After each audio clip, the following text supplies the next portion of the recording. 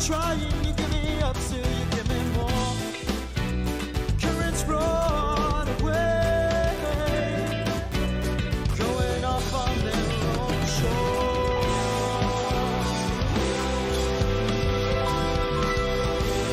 Only the flame still got some flame. Dream will die. Oh, my heart keeps crumbling. I sit here stumbling, begging for more. I wanna try, but I don't know why. It's just what I know. I hope you found your way. I'll be here doing what I do.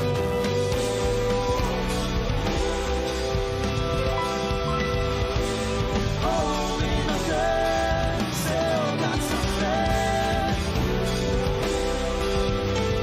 Dream will die.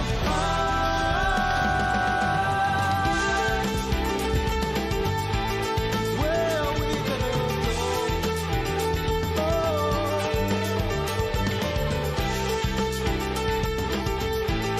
Lord, nobody knows.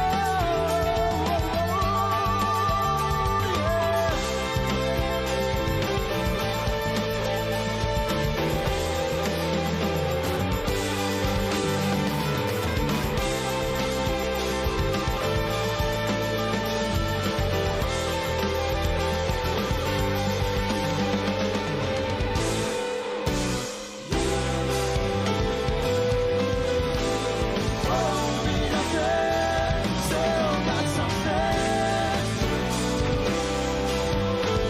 Dream will die.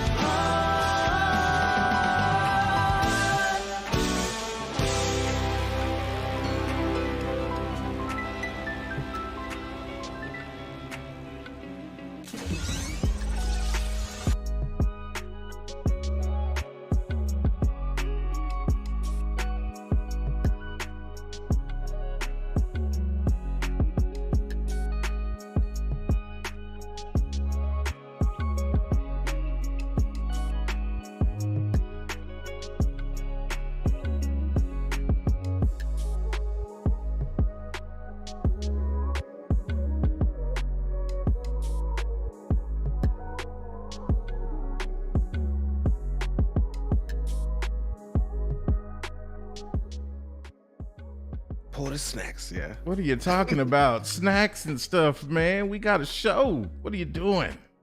Hey, I'm just over here talking with Just- my man Mike Porter, getting some of them snacks out to the Nerdvengers. Oh man, you know Mike stay looking out for the people, man. But Right. we He out there selling steaks because the stakes is high, man. The stakes is very high. oh well, then you know, if the stakes is high, then what are we waiting on? We need to get in here and get the grilling. Yeah, or are we not talking about them Yes. kind of steaks? Nah, we're talking about all types of steaks. Well, Talk about steaks, meat steaks, and like piercing steaks and steaks that have a percentage. well, I'm glad I saved that one for last. That's the least important one. yeah, I think so too, man. But Yeah, man. let's get in here because you already know what What's up? it is. After dark. After dark, we have arrived. So let's get it poppin'. And What as it you is, can man. see what it is, man, it feels so good to be back in the lounge, man. I'm at to holler Yes, at sir. Josh because I think he got crumbs in my spot, man. I don't appreciate that, but man, don't it feel sure good he to be did. back in here. It smell all clean. Saying, man. It took a while. It took a while. I'm but telling we you, had right? it. Purple We drink made it still back. flowing. I see we still got the drink at the bar going and bubbling. You know. I know, but I'm just saying though. Man, what's going on, Snazz it people? up. What's going on? What's Y'all up? already know. It is another Thursday night. It is your boy Al. It's your boy Lavis, and we are definitely in the building. Ready to Yes. get into this Falcon and Winter Soldier Soldier. episode 1, 2, 3, 4, 5. Coming down. Coming down tonight. Yes. Implications is pretty crazy. Hype is pretty crazy. What you think, Mayne? What you think? I think there was a lot of stuff that happened this week that was pretty crazy, and Falcon and Winter Soldier is definitely, of course, top of that list. Dude, tell me about it, man. Like so much going down, but even in the midst of all of that, Falcon and Winter Soldier, it's the hype, man. It's supposed to be tonight. This is supposed to be episode 5. Supposed to be it, man. It's supposed to be it. That's what I'm hearing. Supposed to have a cameo. Supposed to make you cry. Cameo so good, make you want to slap your mama. Well, then we gonna have to get into who that cameo might be a little bit later on. Then I think. What you think? I think the same thing, man. Of course, we always on the same page. Always on the same page. I'm trying to tell you, man. Trying to tell you. But yeah, man, it's episode 5 tonight. The hype is real. I feel it. I've been hearing people. I've been in the Discord. If you don't know about the Discord, you might want to find out. Just saying. Saying. Shout out to all my peoples who came through for the last Dragon Watch Party this week. Yes. Show enough. Definitely. Man. That Discord is about it all day. Yes. Exclamation point Discord. Now you're going to make Streamlabs tell everybody about there you Discord. Go. Hey. Mad times. But I guess we should probably bust out. You want to bust out in regular fashion some show notes? Hey, man. Well, why not? Let's get them going then. Yeah, so the show notes, man. Of course, you hear what After Dark. Yep. Then later on the night, we're gonna have the watch party around 3 a.m. with Josh, and then of course, because this is a hot topic, they're gonna stream right after and get into that morning show. So there won't be a normal 10 o'clock. There's gonna be a right after about what we gotta do about 5 o'clock ish. Yeah, about 5-ish. Get into that morning show right there. Then you get afternoon on Sundays with us. But before we get there on a Sunday, if you're a Nerdvenger or Nerdvenger Prime, you'll be able to see that Saturday Nerdvenger show there with Josh. We get to talk about all the little behind the scenes stuff. And then Sundays, the Nerdvenger Primes, you guys get that business stream. Of course, you come back for Monday, you get Josh in the morning. Yes. You got Tuesday, Fan Gestures, Debate 8. And we got a special one cooking up for this Tuesday for sure. Oh. Is that indeed. right? Yes, definitely indeed. And then we go through, we got Darren's Danger Room on Wednesday nights. Yeah. 10 p.m. Shout out to Darren. Yes, shout outs to Darren, most definitely. Darren's Danger Room. So then you right back here again, Thursday nights, 9 p.m. What do you like made to the be? full rotation. Yes, on After Dark. Yeah, man. Purple Drink. Yeah, man. So yes. I look, I don't know if you can tell, but I got a little bit of excitement about tonight, man. I feel like this might be another one of these episodes where we all kind of wondering what the heck's going on. Oh yeah. Yeah, man. Like I'm hearing the hype, man, and it's definitely out there. And I want to get into that. Like I want to kick tonight off talking about hype because I heard some disturbing things from the homie throughout the week about culpability when it comes to hype and whether or not us behind these microphones are getting the people a little too hype. Are we inflating expectations? It seems that the current narrative, at least with some insiders, some people that's in the know, is that we are creating a false sense of hype and expectancy with some of these MCU shows that is leading to disappointment and letdown within the fandom. And that our captain, one Josh, is potentially spearheading this effort. And I just want to know, y'all let us know in the chat real quick. If you feel like your boy Al, your boy Lavis, the homie Josh, if you feel like the Den has been setting us up and letting us down, let me get some of those Josh Rage emojis.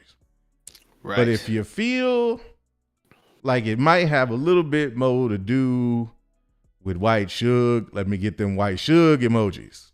Oh man, Carl Wickstrom's pretty quick with it. He came out, didn't even let me finish saying it. Nice. He said it's all white sugar.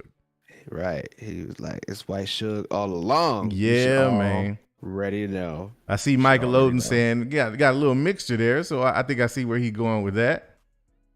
I got a broke Venger, couldn't do the Josh emoji, but gave me the angered emoji. Man, I see it. It's pretty heavy, man. It's looking like it's more so what I thought. It's an even mixture. You got people who are outright like, yeah, it's white sugar. You got people outright like, yeah, it might be you guys. You got fanjecture because it's rigged.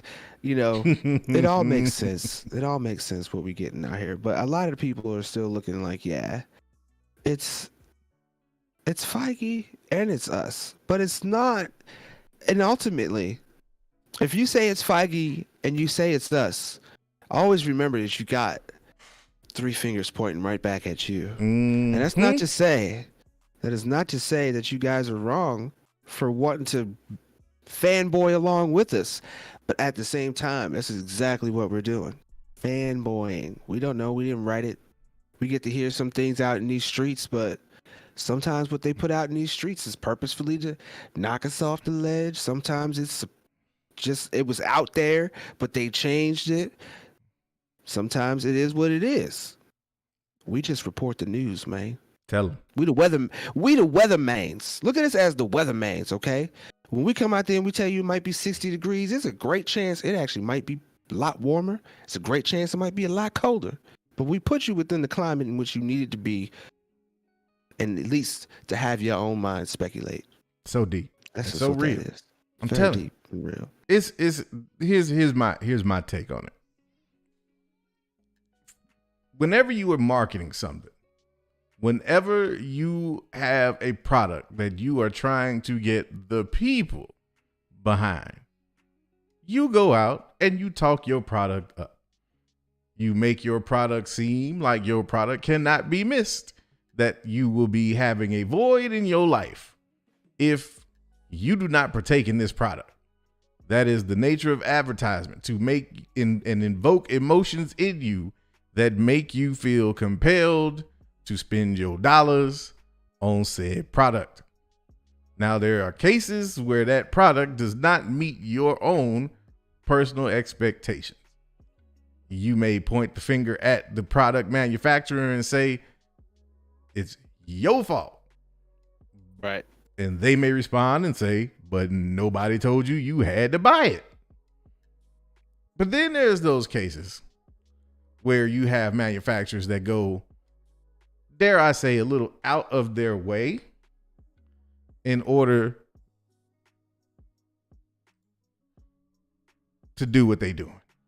And in order to make it seem the way that it seems. I don't know what just happened to you at that moment, but we're going to figure it out. Wallace, what are you doing? See, you let him talk about me all the time. No, I don't. That is not me. Did we? See, look. And you know, we're going to get into that too, because you know what? Stay focused. You and Wallace, yeah, you're going to make me lose it. You trying to make me lose it already on screen, man. I already see it. But no, man, the point I'm making is sometimes you overhype your stuff when you don't necessarily mean to overhype your stuff.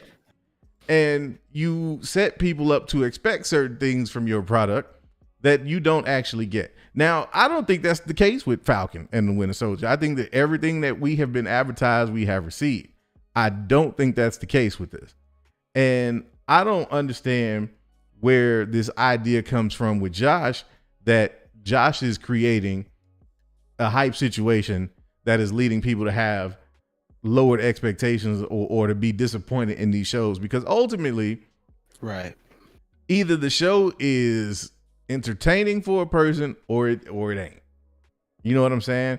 And the reasons that you don't like a thing, that's, you know, to be debated and will vary from person to person. You know what I'm saying? But if multiple people are saying the same thing, there comes a point where you have to start to ask yourself, well, what's really going on here? And it's like I said, I think we talked about this last week. we as swarmies and sweaties are ready for the MCU to blow wide open. We want the mutants. We want the cosmic implications. We want the secret invasion. We want Secret War. We want Dark Avengers. We want Thunderbolts. We want Mephisto. And we want it all right now. And so when we get these episodes and we don't get these things, then we feel somewhat let down. But there is a whole different demographic called normies. And these normies don't really have these expectations. They do not. They don't know who a Mephisto is. They don't know what Secret Invasion is. And that's who I think Feige is playing to. They're trying to get the masses from that perspective. Yes, because they know the swarmies and the sweaties are going to come in droves because we live and breathe this shit. Am I tripping with what I'm saying? No, I mean, sounds to me like you spot on. I mean, that's just, I think, where the reality that we're at. And I think where they're pointing the fingers at us for our expectations, I do think we do have a responsibility to understand that point, that we as sweaties and swarmies know what's up and we know what's coming, but that's just because we're into it like that. And that doesn't mean just because we know that there's this deep backstory behind John Walker and him getting the serum and everything else, that automatically is going to get translated into Falcon and Winter Soldier, because it's not that. You go back and you look at the Infinity Saga, and the Infinity Saga, as dope as it was a really watered down version of that story when you go back and you look at that comic run.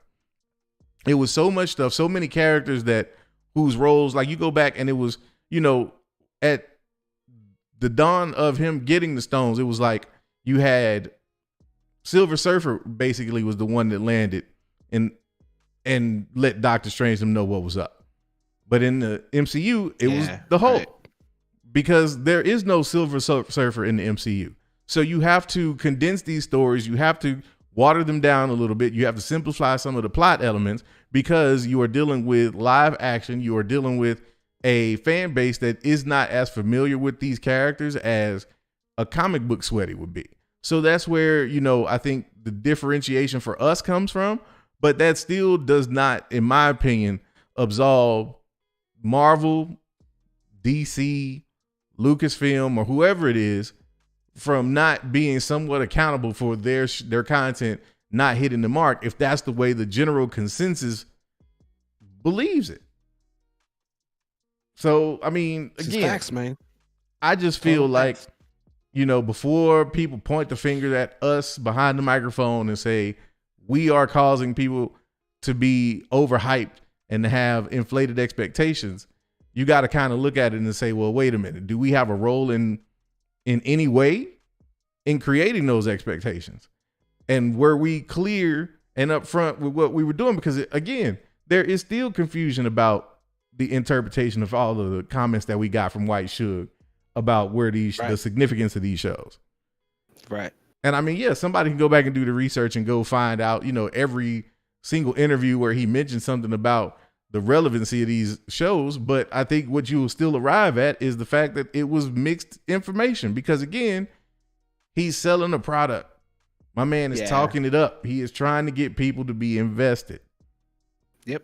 There are always going to be vague aspects from what the producers and the writers and the IP owners say. There's always going to be those things that are left open for you to interpret, because this way, if they go left or right, they can come back and be like, no, this is what we really meant. And then you'll be like, oh, well, then it was my fault that we felt that way.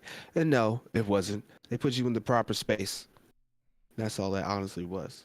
Exactly. So, no, it's all right, man. It's all right, man. Yeah. And and the thing about it is, it almost puts this kind of cloud over the speculation and the fanboy dreaming and all of that. And it's like, you almost feel like there's an effort to kind of stomp some of that out. But like, what exactly are we here for if not to do that? Like, this is a part of this whole experience, in my opinion. The whole reason I even got into this nerdy shit on this level was because I wanted to be able to speculate and have conversation on what I thought might happen, where I think I see things going. and where I would like to see things going. And I think that's healthy. Speculation is cool and healthy. I think where it gets kind of tricky, though, is when you start bringing leaks into it. And the idea of whether or not you're taking a leak at 100% face value or understanding that whole concept of a grain of salt. And I think that's where it's gotten a little bit different, especially recently, because when these leakers nail things, they get it right. You automatically begin to establish kind of a credit report with them, so that like when a Charles Murphy or somebody like that drops some news, you take it and you say, okay, well then this is probably right. But then it turns out to be incorrect, and now we want to point the finger at this person. Nah, you can't do it. Like, it can't be that way. That's right. It's not going to work like that. Totally agree with that. And shouts out to Notepad for being able to put in steaks, beer, candies, and lollipops. That's actually kind of intriguing. That's funny. But I totally agree with what you're saying. Yeah, that's 100, man. Yeah, man. I just find that to be interesting, man. Like, I just think that whole situation is real interesting when it comes to the hype. But the thing about it for me is that when you have so many things to talk about when it comes to this episode, why focus on the negativity? Why focus on that part? Let's get into, first of all, looking back at episode 4.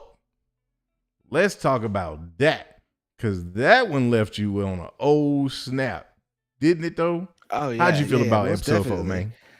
Episode 4, you're like, of course, the ending was kind of stunning at the same time, but I've actually looked around and I have decided to shift and looked at different perspectives about how that episode came out. And in the end, I have to settle on episode 4 kind of showed you the journey on the dark end of becoming a Captain America and or becoming a super soldier. And that was why they had that conversation, I believe, was it in this episode still, where they were talking about Steve Rogers? He was the only for real successful Captain America. There's no other Steve Rogers. I think that might have been the episode before this. Probably the episode before that. But even still, that was still kind of an overhanging element in this one. Right, exactly. So like this was kind of that point coming to a head. It was like he had that conversation about with Battlestar about taking the serum in the first place. Battlestar was like, yeah, I would totally do it if I had the opportunity. And then somewhere in between there, you see and the end part where he's kind of flexing them powers. But if you kind of watch that, you see that he's not really flexing it. It's like he doesn't really know how much more powerful he actually became because of, like, you can see he's now actually being able to match them, but he's not actually pushed himself or tried to overperform or like run. You know what I'm saying? Like, he didn't train that. Right. So when you get to the end of that and you see where that led him to, and being so public and him raging out, and it's like, is this what would have happened to Steve if he wasn't the same kind of person? If he didn't believe that he would be able to accept the serum the way it was. So them taking out his moral compass and taking out Battlestar, which we kind of knew. We saw that coming. Look, I was just going to ask you that too. Yeah. Once they had that scene with the conversation with him and with Battlestar and John Walker reflecting on the dirt that they did in their past military careers, didn't you kind of know? Didn't you kind of know? Yeah, he ain't finna make it. I mean, I knew when they introduced this cat, he's not probably going to make it through this whole season. I kind of had those vibes from the beginning, but definitely once you got to that point, it was like, yeah, it's a wrap. It's a wrap for this guy. He's not going to make it. Most definitely. I felt like the foreshadow on that was heavy. Very heavy, right? Like way too heavy. Like the moment he put his hand on him, it was like, man. Like he didn't even get to say nothing for me. I just saw him being like, and as soon as he said hold up, I was like, hold up. He's like, yeah, yeah, you man, ain't gonna make it, man. You ain't gonna make it. But there's a lot of implications in that though. Like what is gonna come out of that that whole thing, and then you got the whole thing with the Flag Smashers now. Yes. So Zemo, who's ran off now, was able to pop a cap in old girl leader Flag Smasher, and then smash all but one in the first place for John Walker to be able to get it. And so Zemo holds true to not wanting to create any other super soldiers. Right. So just to throw this one out there, the one about Zemo being the power broker, that don't even make sense. But it's like that kind of leads to that too. So it's like the text message that she gets is from the power brokers, like, I'm gonna find you and I'm gonna kill you. Like outright. Yes. There is no playing games. It's like, I'm gonna find you and take you out. And of course that makes them have to move on in the first place. So it's like, who is this power broker? Yeah. Who is this person? That's the question. Behind the scenes that they haven't really revealed, that we're kind of like, nah, we don't care about that now because they destroyed the serum. Right. Why is that important? And I'm pretty sure it's going to be important toward the last couple of episodes because the power broker is somebody that's going to go on and show up again later. A lot of this stuff that right now we're kind of complaining about because we're like, we're not getting everything that we want in these episodes. Exactly. Like, when we went back and watched Captain America, the first Avenger, I didn't get everything I wanted. When I went back and watched Iron Man, I didn't get everything. But then I go back and I watch things like, and I'm gonna have to skip phase 2, Iron Man 3. You know what though? Like on the side though, going back and watching phase 2 now is not as bad as it was back then. And I think it's because you have all the context now. And that's exactly the point that you're making. It's just like, that is the point. When you get the context, you understand and you actually can appreciate it better. And I think that's going to be the case for a lot of these shows. But the flip side of that, though, for me is still, I'm totally cool with that as long as you don't give me the impression that you're about to give me that right now. Right. That's all. You know what I'm saying? That's it. That's the only thing. Is don't make me feel like it's going to happen right now and then I got to wait for it. Yeah, I don't like that. Which is kind of surprising at the same time to that point that we didn't get any post-credit scenes. You would think that maybe after about episode 3 we would get it. I'm still holding out. Maybe the next couple episodes we might get a post-credit scene or 2.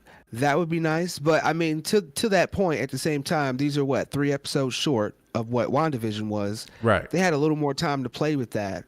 But I mean, they threw a couple in, so I would stand and say that maybe they could throw a couple in here and maybe we won't get the power broker's identity outright thrown out there, but it'll be revealed in maybe a post-credit scene or something that'll leave us on a good cliffhanger to the next property, Loki and all that stuff.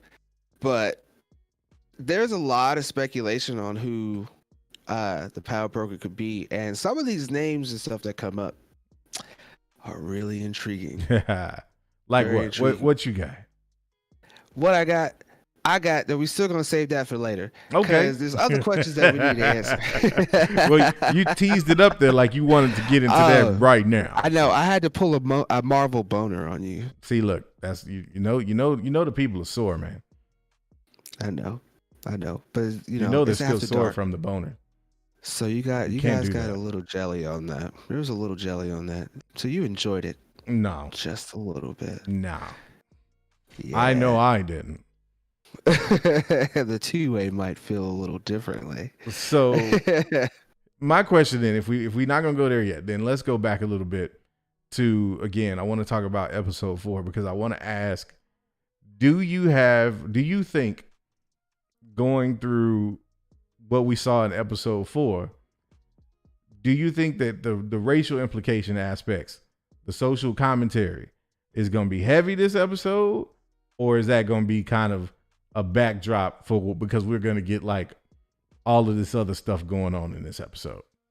I think this episode will make that a backdrop. I think we might get the normal little Dopplers that we get on the radar, but I don't think it'll have any kind of heavy take or any kind of heavy play in this episode just yet. I think they're going to save a lot of that for episode 6. I think episode 6. I'm gonna go ahead and say that now. I think when it comes to episode 5 in comparison to episode 6, I think episode 6 is going to be a drag. I think episode 6, really, we might even get left off with a possible cliffhanger in this one, some kind of a cliffhanger in this one. Okay, because there's too many other loose ends that they haven't like paid off yet, which again, which kind of makes my fear now that I think about it. I was gonna say that sounds real familiar to me, Mayne. Yeah, there was another show a couple months back that had a whole lot of questions to answer, and we got answers. We just didn't like them. Yeah, we didn't like them. So, that's kind of my fear too. So it's like, are we going to skip over all these undertones that you're talking about first to give us all this action, maybe pay that out? Because I hear these last 2 episodes are supposed to be at least 60 minutes.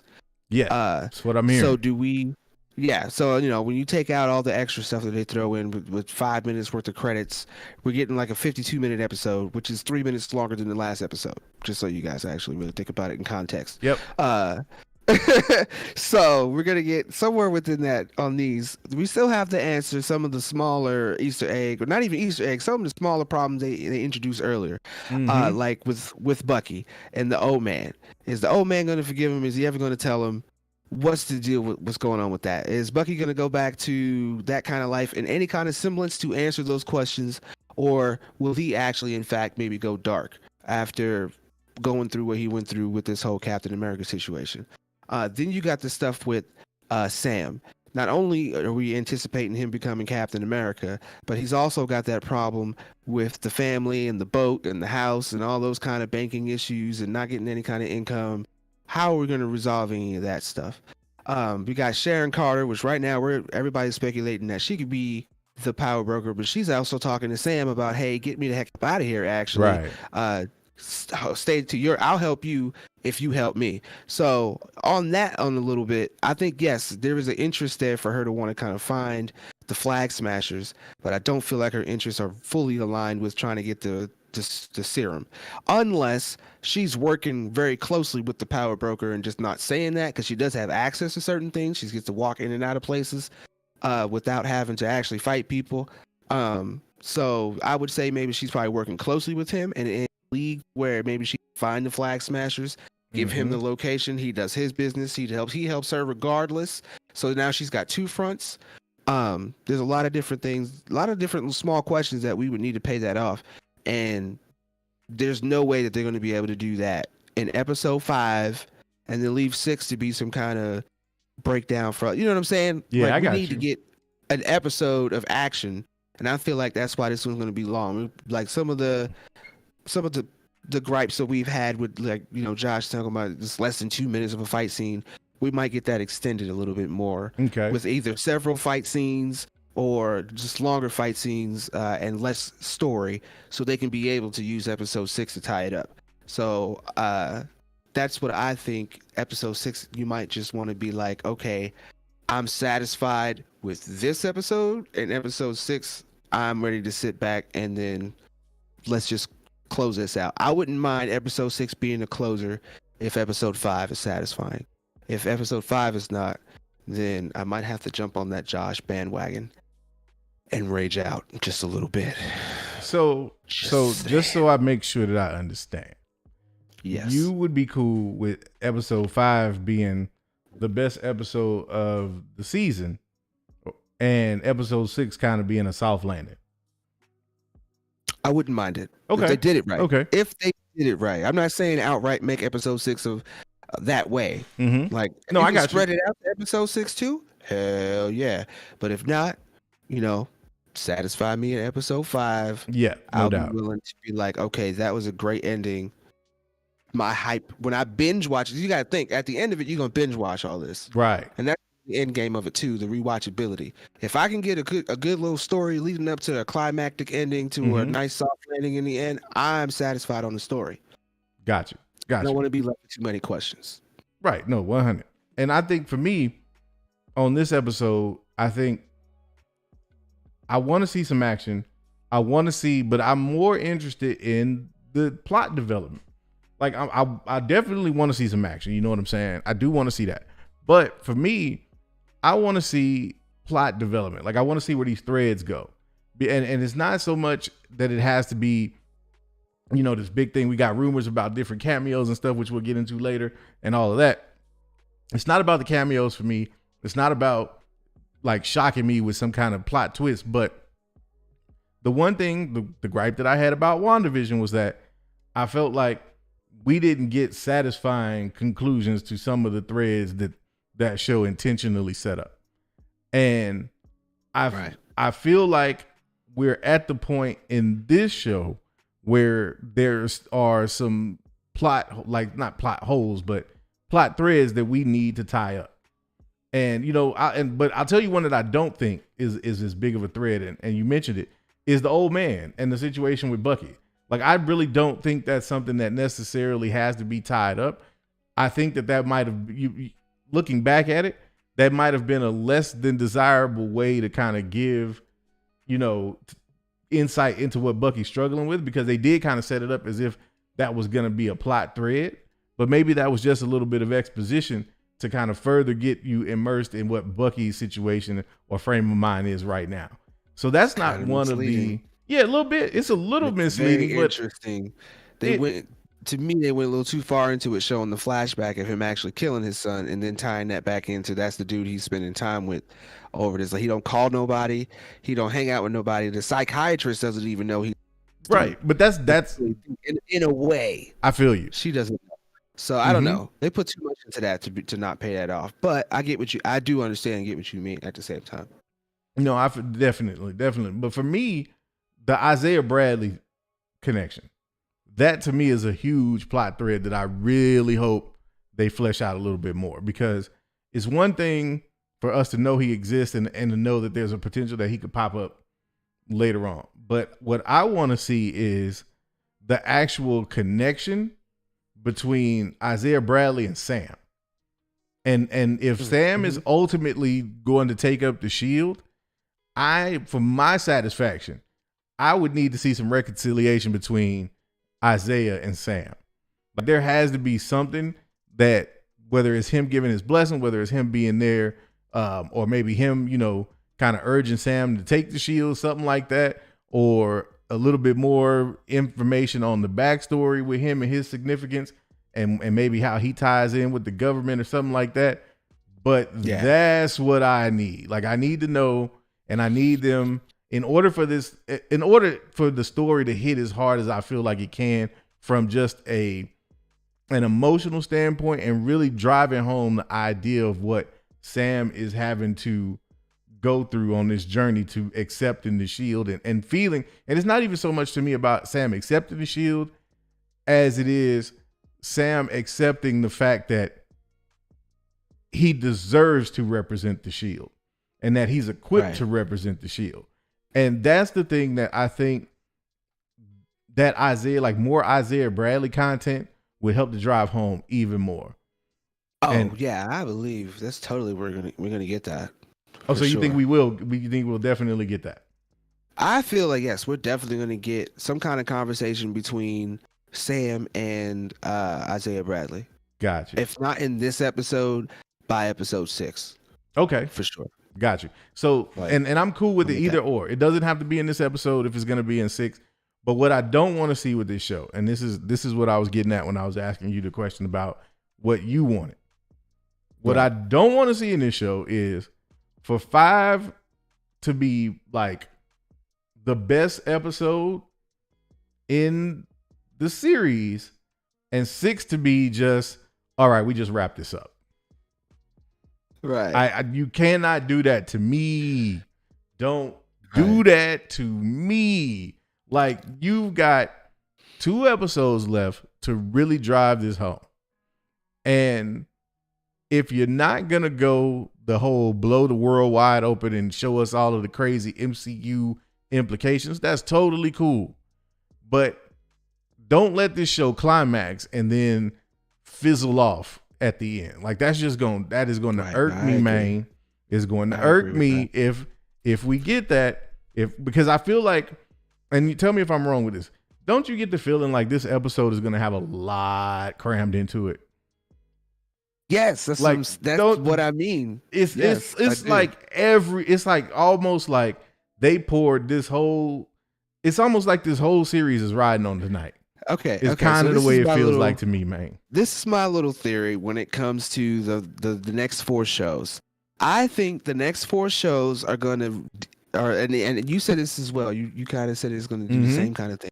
That is going to dictate what we're gonna get in the future from the MCU or from these shows. Yeah. So you had a show like WandaVision that was a little crazy, a little backwards, a little forwards, and you got tested out on that. Right. Now we're getting Falcon and Winter Soldier that kind of gets to touch on some political aspects, as well as get you a little bit of action and some, you know, some good dialogue and story.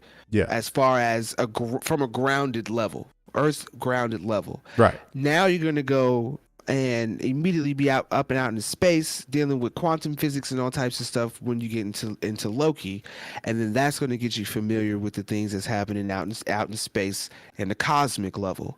Then you kind of get grounded again when you get Hawkeye, but Hawkeye's going to be the first kind of show that is going to start passing off mantles to other characters. Okay. So now you get tested on another show that gets you prepared for characters that you might not necessarily know about, but when you are familiar with these characters, maybe they don't renew that for a season 2, but you get to see that in the movie, or you get to see that in an amalgamation later with the other characters that they might have pawned and handed off, like young Avengers. So I feel like these shows are kind of the test to see if the formula works. And then they'll tweak it from there, and you'll get elements like that out of shows like Moon Knight.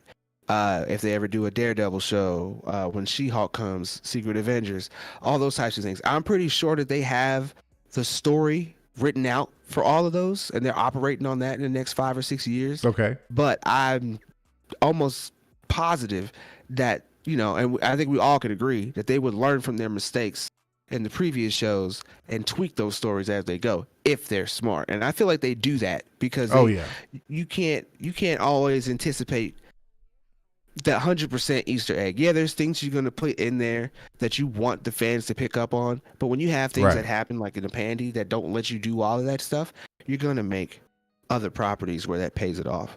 So that's what I feel like they're doing when it comes to these shows. Yeah, no doubt. And that goes back to our conversation on Sunday afternoon about reasons versus excuses.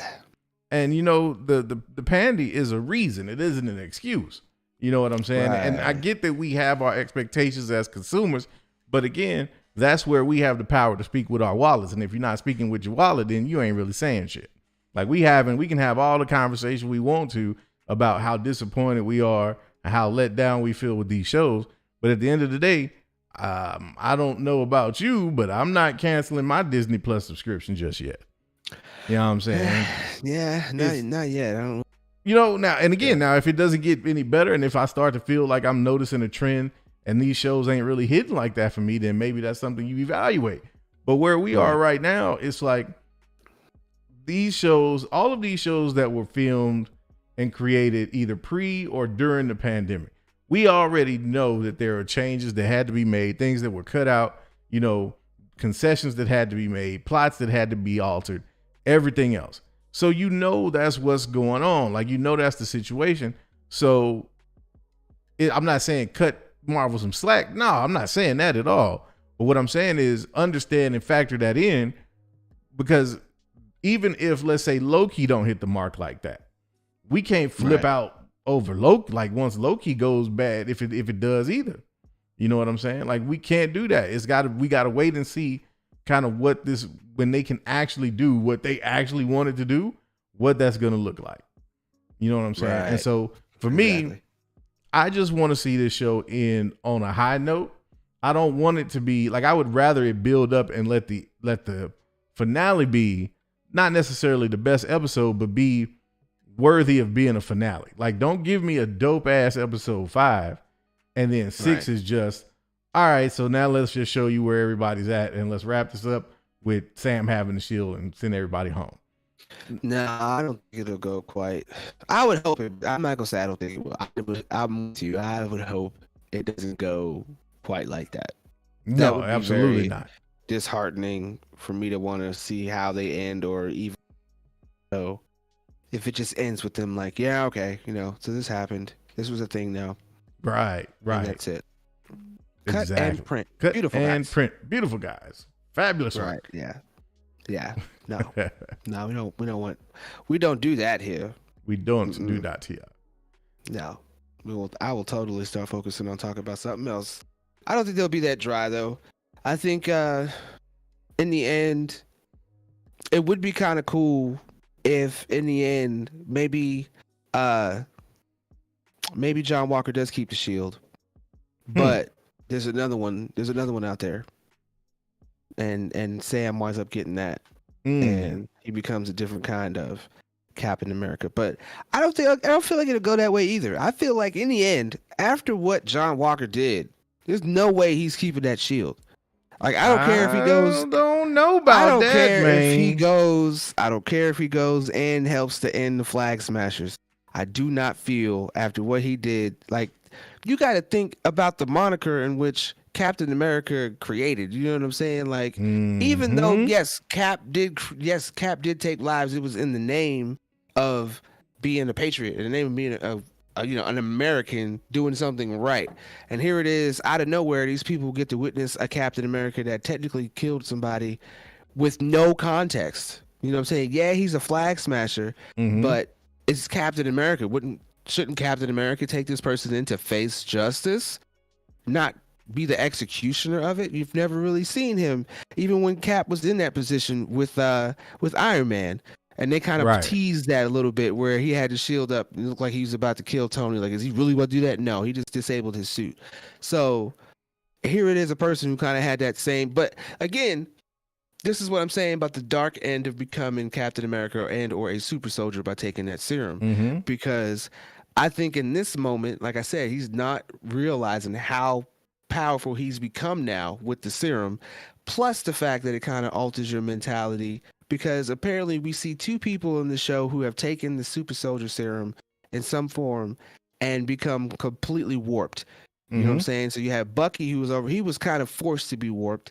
Then you had the leader of the Flag Smashers, who just kind of wanted to help people, do good for the community, and try to turn things around for the people who actually came back from the blip. To now, she's actually willing to kill innocent people and blow up people in a building in order to get her message across. Yeah. So, and then you got John Walker, who started off, he's out in Afghanistan. He's got these tours. He's this upstanding guy. He's trying to be Captain America. He's trying to be a symbol, but you see he's got a twisted side. And now here it is when he goes from being this completely over egotistical, maniacal type person to where he takes the serum and now he kills someone. He goes from 0 to 1,000 just like that by taking the serum. So there's just so many different implications on things when it comes down to how they're going to try to play that up. But yeah, I mean, to your point though, you you said there's no way in that you can't. After what he did, he can't have the shield. He's not keeping the shield after that, dude. Man, hold on, though. Wait a minute, though, because you got to think about something. What was the whole issue with the government and Steve Rogers when it came to the Sokovia Accords? It wasn't the issue. The issue was not that they were killing people. The issue was that they were killing people that the government ain't telling them to go kill. That's what that whole situation was about. It had nothing to do with the fact that people were dying. That's what Ross tried to guilt trip them about, to make them feel like giving over, stewardship of the Avengers to the Sokovia Accords was supposed to be about. But let's be real. We all knew what this was. The government was basically saying, if anybody's going to send somebody to go end some lives, it's gonna be us.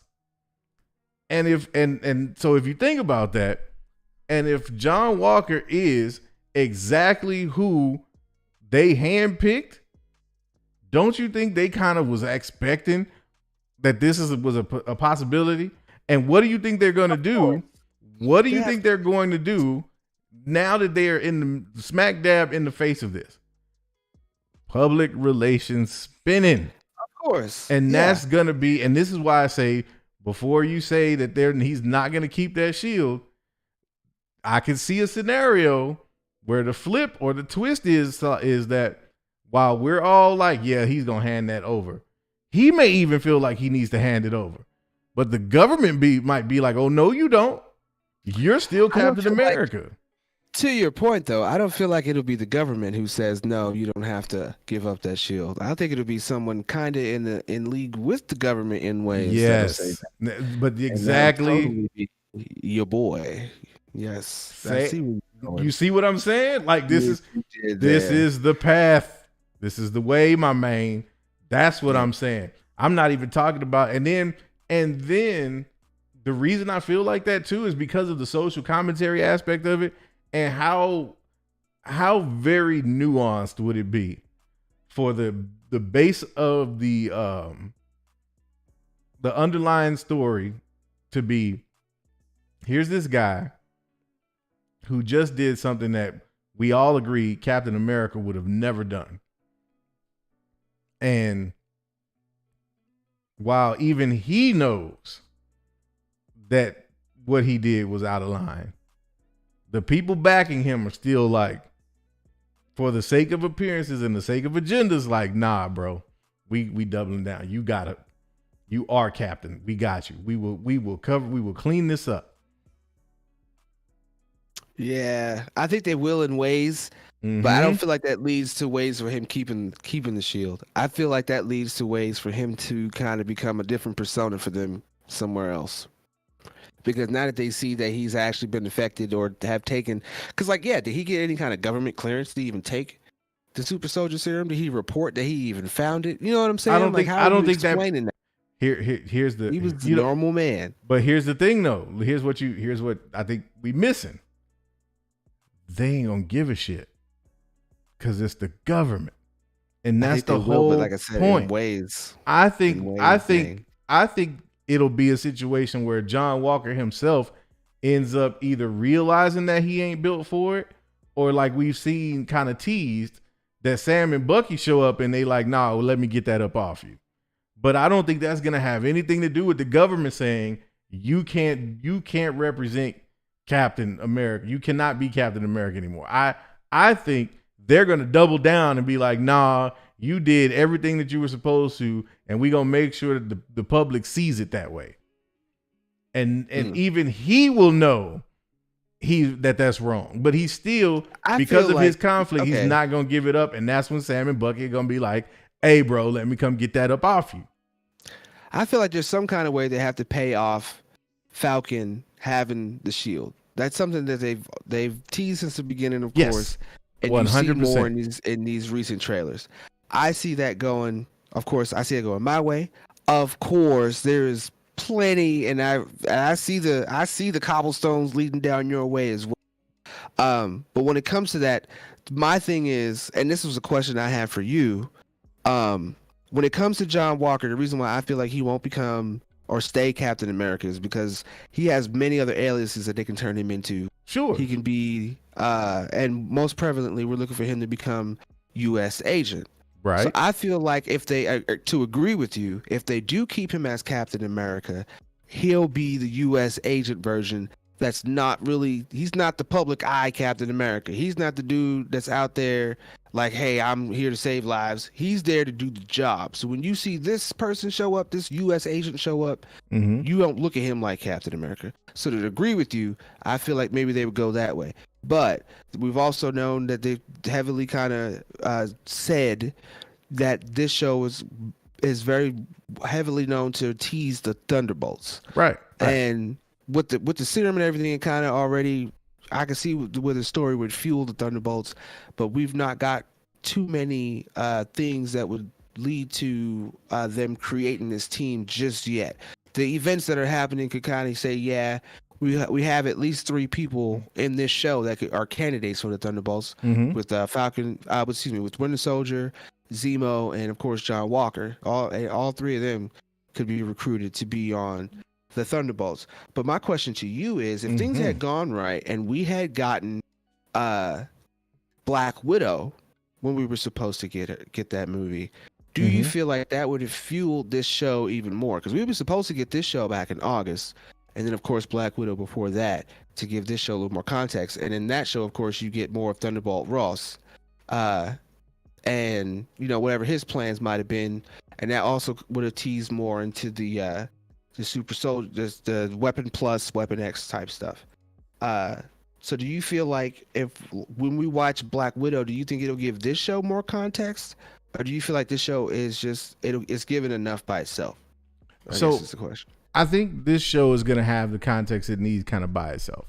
And I say that because I feel like the way that they're going to set up, or the way they're going to leave things with the end of this show, you're kind of going to have an idea of where, like, what direction shit's going in regardless. And I don't know if that's, was the plan from the beginning, or if they changed that because of the pandy. But I think now with things where it stands right now, it won't necessarily, like, you won't need Black Widow to further to have a better understanding of what's going on here. What I will say though is, I think had we got them in that order, it would have made Ross's kind of role in this show, which is still to be determined if we even get Ross in this show. But assuming if we do, then I think what that would have done was made it make more sense, in the sense that you'd understand more of what his motivation is and why he's stepping in now. I think what they're going to do, and this is why I'm leaning into this, idea that the government won't necessarily be the ones to take the shield away from John Walker, and not because they want him to continue to be Captain America. No, I think initially they will. Like, basically, it's like I said, they're going to try to pull the PR thing and try to make it look good, but they're going to ultimately realize that ain't going to work. And it's going to be a situation where Sam ends up kind of almost taking the mantle of Captain America, and the government having no choice but to acknowledge it. But right, I think what'll happen though is you still got to ask yourself, okay, well, what the hell happens with John Walker? And that's where Ross comes in, because then Ross comes in with the solution and says, you know what? Let him be Captain America, or we don't really give a damn about a Captain America, because I've got this initiative that can solve all of our problems right here. Right. They have, because essentially you could say, hey, you can be Captain America all you want to, but you have no jurisdiction. Or the Thunderbolts is basically, whether they're official or off the books, however they want to do it. Because, one of the things that we were saying was that it might be kind of like a Suicide Squad scenario with the Thunderbolts, where it's like they're kind of the alternative that the government sends in because they're, quote unquote expendable, or they do the things that the heroes can't, or however you want to look at it. That could be the angle they come at. But I think that with Ross's situation, Ross, because he's got his own kind of machinations and what he wants to do, I think Ross's scenario is going to be coming in and giving the government a solution that takes care of, like, both sides of their problem, with them not realizing that he just finessed them right along with everybody else. Right. And that's the way that he steps in and kind of creates his little power vacuum. Like, I think it'll go that route, because then you can get the ending with Sam being Cap and being recognized as the Captain America. And you can also have the reconciliation of John, having that mantle stripped from him, but still being given, like, validity, because then they basically flip him in the U.S. agent. And Ross is the one that kind of brings that together. Now, the one question I have, and the one thing that I'm still wrestling with though, is where the hell does that leave Bucky? Because there's a lot of implication and hinting that Bucky could go dark. But for me, it's like, if Bucky goes dark, right? If Bucky goes dark, then to me, I feel like his arc kind of gets jacked up. Right. All over again. All over again. And that to me would be kind of weak. Like, just for my taste, that would be a little bit weak. Because if Bucky goes, unless it's another thing where he's being super soldiered again. Like, if like Zemo said, if there's still some residual programming in there and somebody taps into that and that's how he ends up doing it, okay, cool. But if they give you something where Bucky's ideology switches and he's like, no, this is the way I should go, like, that's going to be wacky. I feel on that, to me, I think, and I don't feel like he'll go dark to where he'll be like evil. What I feel like ultimately would happen if they are setting up the Thunderbolts is Bucky would kind of be set up. I think he'll be the leader. If they were to do the Thunderbolts, it could be him because he's kind of like he's there, he's been there, but he's kind of on the Reformation side, and Ross would be able to kind of play up on that to where he could manipulate him into joining his team to give him a purpose. Right. And so he would join it that way. And then he would still be on the scene. Because you got to think, he actually agreed with Zemo him out. Okay. Even for a means to an end. So that kind of makes him not the best judge of character. Because now here it is. Now you got Zemo that ran off. Now that means he's willing to accept the consequences of what he does. Because obviously we see in the trailers that he meets up with him later. And no matter what Zemo does, he's able to outsmart him. So despite him being able to go those dark routes, he's not doing that without a sense of responsibility. So he would be a good leader at the same time, but he would be leading a bunch of misfits. Yeah. He wouldn't have the Captain America team. He wouldn't be the invaders. You know what I'm saying? And of course, Thunderbolt Ross would come up to him and say, hey, this would be your spot in this team. This would be your role. But that doesn't mean that Ross is going to tell him the 100% truth either. And I feel like even though he doesn't really like Ross might have some points. And he might be able to manipulate him in a way to make him and that would just go along with the comic run period with him just being on the Thunderbolts. That would be the explainer for the MCU. Of course they could not go that way, but I feel like they would when it comes to where that would leave Bucky in the end. Either that or they leave it open and then he could possibly show up later in either Black Panther 2 or in that spinoff show. Because they already had, Wakandans in this one. It would only make sense to kind of pay off the White Wolf later. Well, I don't know, man, but I'm going to have to go. I'm looking in the two-way and I see Mama Good say he will not go dark.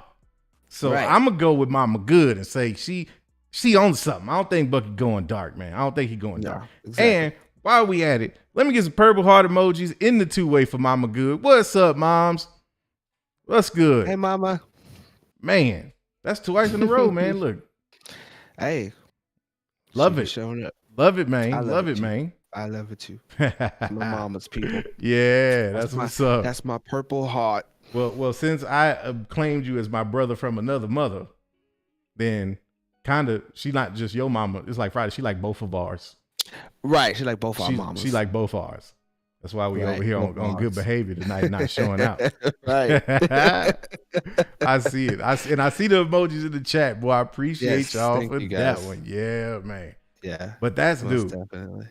It's going one way or the other, man. This show gonna be crazy tonight. Like, I do think this is gonna be the best episode we've gotten so far.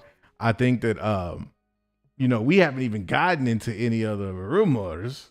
Right, yeah. We haven't even gotten into that for after the after them pay some commercials. bills. Yeah, man. Like we definitely got to get into that because. Woo. Oh yeah, I got a lot, especially when it comes to the Power Broker and the Omega Beat. And the Omega Beat. I knew it, man. I knew it was coming. Yeah, y'all know me. Smash that like button, y'all. Yes. That's what I'm gonna say. Get that nerd coin. Y'all do know that chatting, super chatting, and smashing like buttons gets you that nerd coin. And y'all also do know that we are doing big things with that nerd coin. So yes, let them know, man. Let them know. Don't sleep on it too much. That's all I'm gonna say. That's all that needs to be said, man. It's just don't do that to yourself. It is not a good look. It is not a good look. At all. We don't want you to do that here. Please don't do that here. Do not do it. Yeah, man. But yeah, we're gonna get into these commercials here in a minute, man. But I want to set up what we're gonna get into after that because I feel like some of these rumors. That too. I always feel that way. I'm paranoid. I can't sleep in this nerd game. Apparently what? I said I paranoid. I can't sleep. I'm in this nerd game. Oh, yeah. Rumors and these leaks is out to get me, man. You gotta be careful out in these streets. You definitely got to be careful out in these streets, man. But let me ask you, when it comes to the rumors and the leaks. Without saying anything specific yet, because we ain't thrown the spoiler alert on the screen. Is there any one of them in particular that you feel like could be a serious game changer for the way that we look at this show? Oh, yes, there is totally one person in this. Is one person in particular I'm thinking. It might be complete fanboy, but it holds a little weight. That's all I'm gonna say. It does hold a little weight. So you think one like a guest appearance could change it all up for us? I think that at very least, if they do not pay it off this way in the show during the actual showing, we please get a post-credit scene about it. But I mean, again, it's just me being fanboy. I'm not getting my own, but it would make perfect sense. That's what's up. I like that, and I think you might be right, Mayne. So I think let's do it again. I'm gonna bring it to the peoples. Let me get some Iron Mayne emojis. I need the Iron Mayne emojis for my Nerdvengers. Broke Vengers, just give me a 2. If y'all ready to get to these commercials so we can start speculating, so that we can ask you to take our hands as we take you to Speculation Town. Iron Mayne emojis if that's where you at. Or the Josh one, either one works. Mayne, man, yeah, same thing. I think we have, right? I think we have our answer. So, oh goodness, we gonna go on and get into this commercial. No, yes. You look, yeah, it's that kind of night tonight. I'm gonna go on and get into this commercial. You going on with your bad self? I intend to, sir. Now, let's get to paying these bills, and we gonna be right back after these commercials. Don't be startled, non-Venger. Are you satisfied with your other nerd channels? Do you want a more engaging experience with your nerd content? Do you enjoy looking at Josh's face? Well then join the Nerdvengers, the most immersive nerd community around. Once you'll join, you'll gain access to wonderful extras, like private watch parties, exclusive live streams, specialized Discord channels, merch perks, discounts, and much, much more. Join the best group of nerds on the internet. Don't be a non-Venger. Join the Nerdvengers today. Are you calling 911? Come on, Chet. Let's skedaddle. That's right, your boy got fresh, about to turn up. Let me look at myself. Swaggy. Oh yeah, you know your boy about to go get it poppin', but first I need some of that Lavish Mayne purple drink.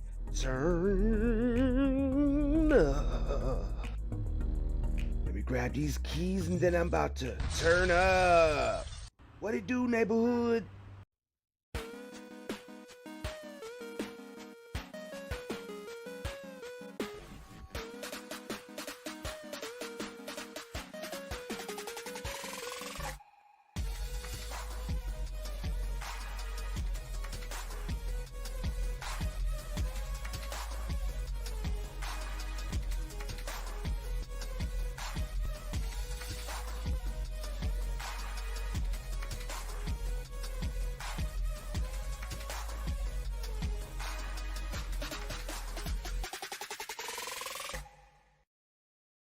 He is the most interesting purple drinker. I don't always drink, but when I do, I prefer purple drink. Stay loyal, my friends. We gon' razz it up, we gon' jazz it up, we gon' snazz it up with that purple drink. We gon' razz it up, we gon' snazz it up, we gon' jazz it up with that purple drink. We gon' razz it up, we gon' snazz. Huh? What? Really? Oh, dang. It sucks having to go home after making a purple drink commercial. People call your names. Whatever, asshole. Even walking down the street looks bleak. Look at this. I even got a ticket. Ugh. Traffic sucks. Man, nothing seems to go right. When I get home, my wife look like she about to beat my ass. I know she better get that damn purple drink money too. Better bring that home. So I sit down at the table, She still know what I need. Some of that purple drink. Oh yeah. Some new tune after that. Hook it up, snazz it up with that purple drink. And now, back to the show.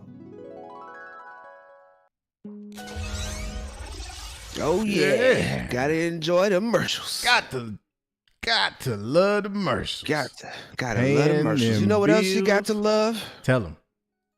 Gotta love that Surf Shark. Mm-hmm. Why? You gotta go over there and get that Surf Shark VPN, man. Tell them about why though. Tell them why though. Because, man, you don't want to be that guy that, you know, when we give you the advice, it's the type of stuff that works for you. You can get the ladies, and you're like, oh, it's okay. And you don't end up with no ladies. You don't want to be that guy. No. Okay? So go out there, get that Surfshark VPN, and enter the promo code NERDS, and you're going to get 83% off for 3 extra months free. Like 3 extra months free. 83% off, dude. You can't beat that. You sure cannot. Can't beat that. So I'm going to drop that for you guys here in the chat. And take your ass over there and get that. That's all I got to say about that. Exactly. Because real Nerdvengers stay safe. Yes. Nerd Shark. That's all we going to say about that.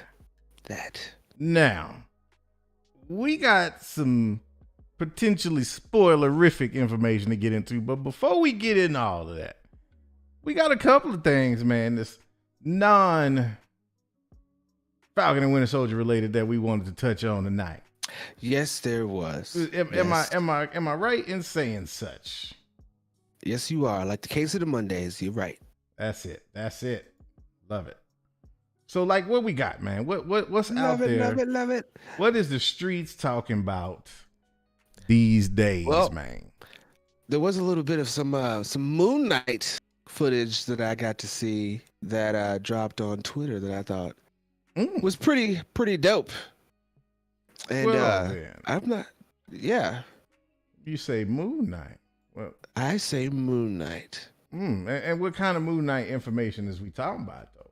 So we got to see some footage of my man training up to go out there and face all of them villains, man. And it looked pretty impressive.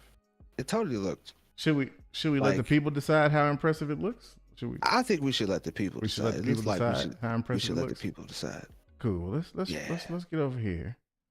Let's do this. Get on over here and get the screen up. And then let's go ahead and do that. Show it. My man. Hey, he's ready. Looking clean to me, man. I mean, dude is like, I didn't even know he had that. No, I'm saying though, like, this is what I mean. Man's putting in work. He putting in work. Yes, he putting in work. This makes me hype. I gotta say, if we had gotten some footage like this from the Batman, other than the trailer, I feel like we would have a lot more confidence in that movie. Yes, it's really interesting how that works, right? It is very interesting how that works. But I mean, like, dude is out there really getting it in. Like, he ain't playing. No, he man. Is definitely not honestly, playing. Like, seeing this, like, I feel like if it was a real life situation out in these streets, he'd handle that. I'm saying, like, he was doing it. He was getting it in on them boys. It wasn't no game. It was not a game. My man Oscar Isaac is not playing, man. No. Like, and I don't know, man. And I'm not too keen on Moon Knight, but I would tell you, when they said Oscar Isaac was doing it, I was intrigued. Were you? Okay. I was intrigued. Okay. Now, seeing this training little montage, I'm interested. Very. When I get a trailer, I think I might be hyped. Oh, I think I might be hyped. Moon Knight is a great story, you know, to actually kind of get into, especially in today's world where so many people are actually just embracing the fact of saying that they have more than one personality and trying to even formulate that in some kind of healthy way, period. Like Moon Knight is definitely going to be the show for you to learn about Mark Spector. That's what's up. Yeah, and I think it's going to be, I mean, just for the training, obviously, you're going to see Moon Knight handle business. Right. Okay. Moon Knight is not going to play around. And he's kind of like the MCU Batman for now. I'm going to put it that way. He is the MCU Batman for now. There are other characters that are better suited to throw that name out as, but in this kind of light, in the way that they're trying to go with some of the properties that they're going to be introducing, period, in the future, as far as like Blade and Daredevil, like he fits under that category. If we ever get a Ghost Rider, you'll see him interact more with those characters than you will see them interact with the Falcon, Winter Soldier, Bucky. Like if you see any of them come together before Secret Invasion or Secret Wars, it'll just be completely dope to see Moon Knight interacting with Bucky and or Falcon and Winter Soldier, or seeing him on the same screen as WandaVision now. And that kind of brings me up to like what we talked about on the Discord. And if you're not in the Discord, I don't know what you're doing with your life. What are you doing with your life, man? Like, I don't know. We ask all types of questions on the show, and that's definitely one of them. Yes. But I think when it comes down to what they're going to be doing, see, I interrupted myself with that Discord, and I forgot. Man, look at see what happened. You know, all the shillness that we have to do in this show. I could have told you during the commercials not to be going so hard on that purple drink. You was over there chugging the drink in the commercial, and then you come back, and now you can't even think straight. See, we was doing so well. We was doing so well, and then look what happened. You got to tell people all my secrets. Oh, you just saying that. You just saying that because Mama Good in the audience watching. You don't want to know. You be over here sipping that juice. Hey, she knows I be over here sipping that juice, okay? she be supplying me with some of the ingredients. She just don't know it. There you go. There you go. Well, let's go ahead and let me ask you this then. Is there any other news in them streets before we get into some of these rumors? I think something about Logan. Didn't something about the main Logan possibly getting some kind of an anthology spinoff TV show? Least in we the project. Future, of course. At least we project. Yes. Oh man, look, let me tell you something. So Josh dropped that bombshell, hit us up with an impromptu video. My man came running to the mic looking like Eddie King Jr. from the 5 Heartbeats. Look it up, youngsters, if you don't know nothing about it. Jumped on the mic and was like, Wolverine is coming.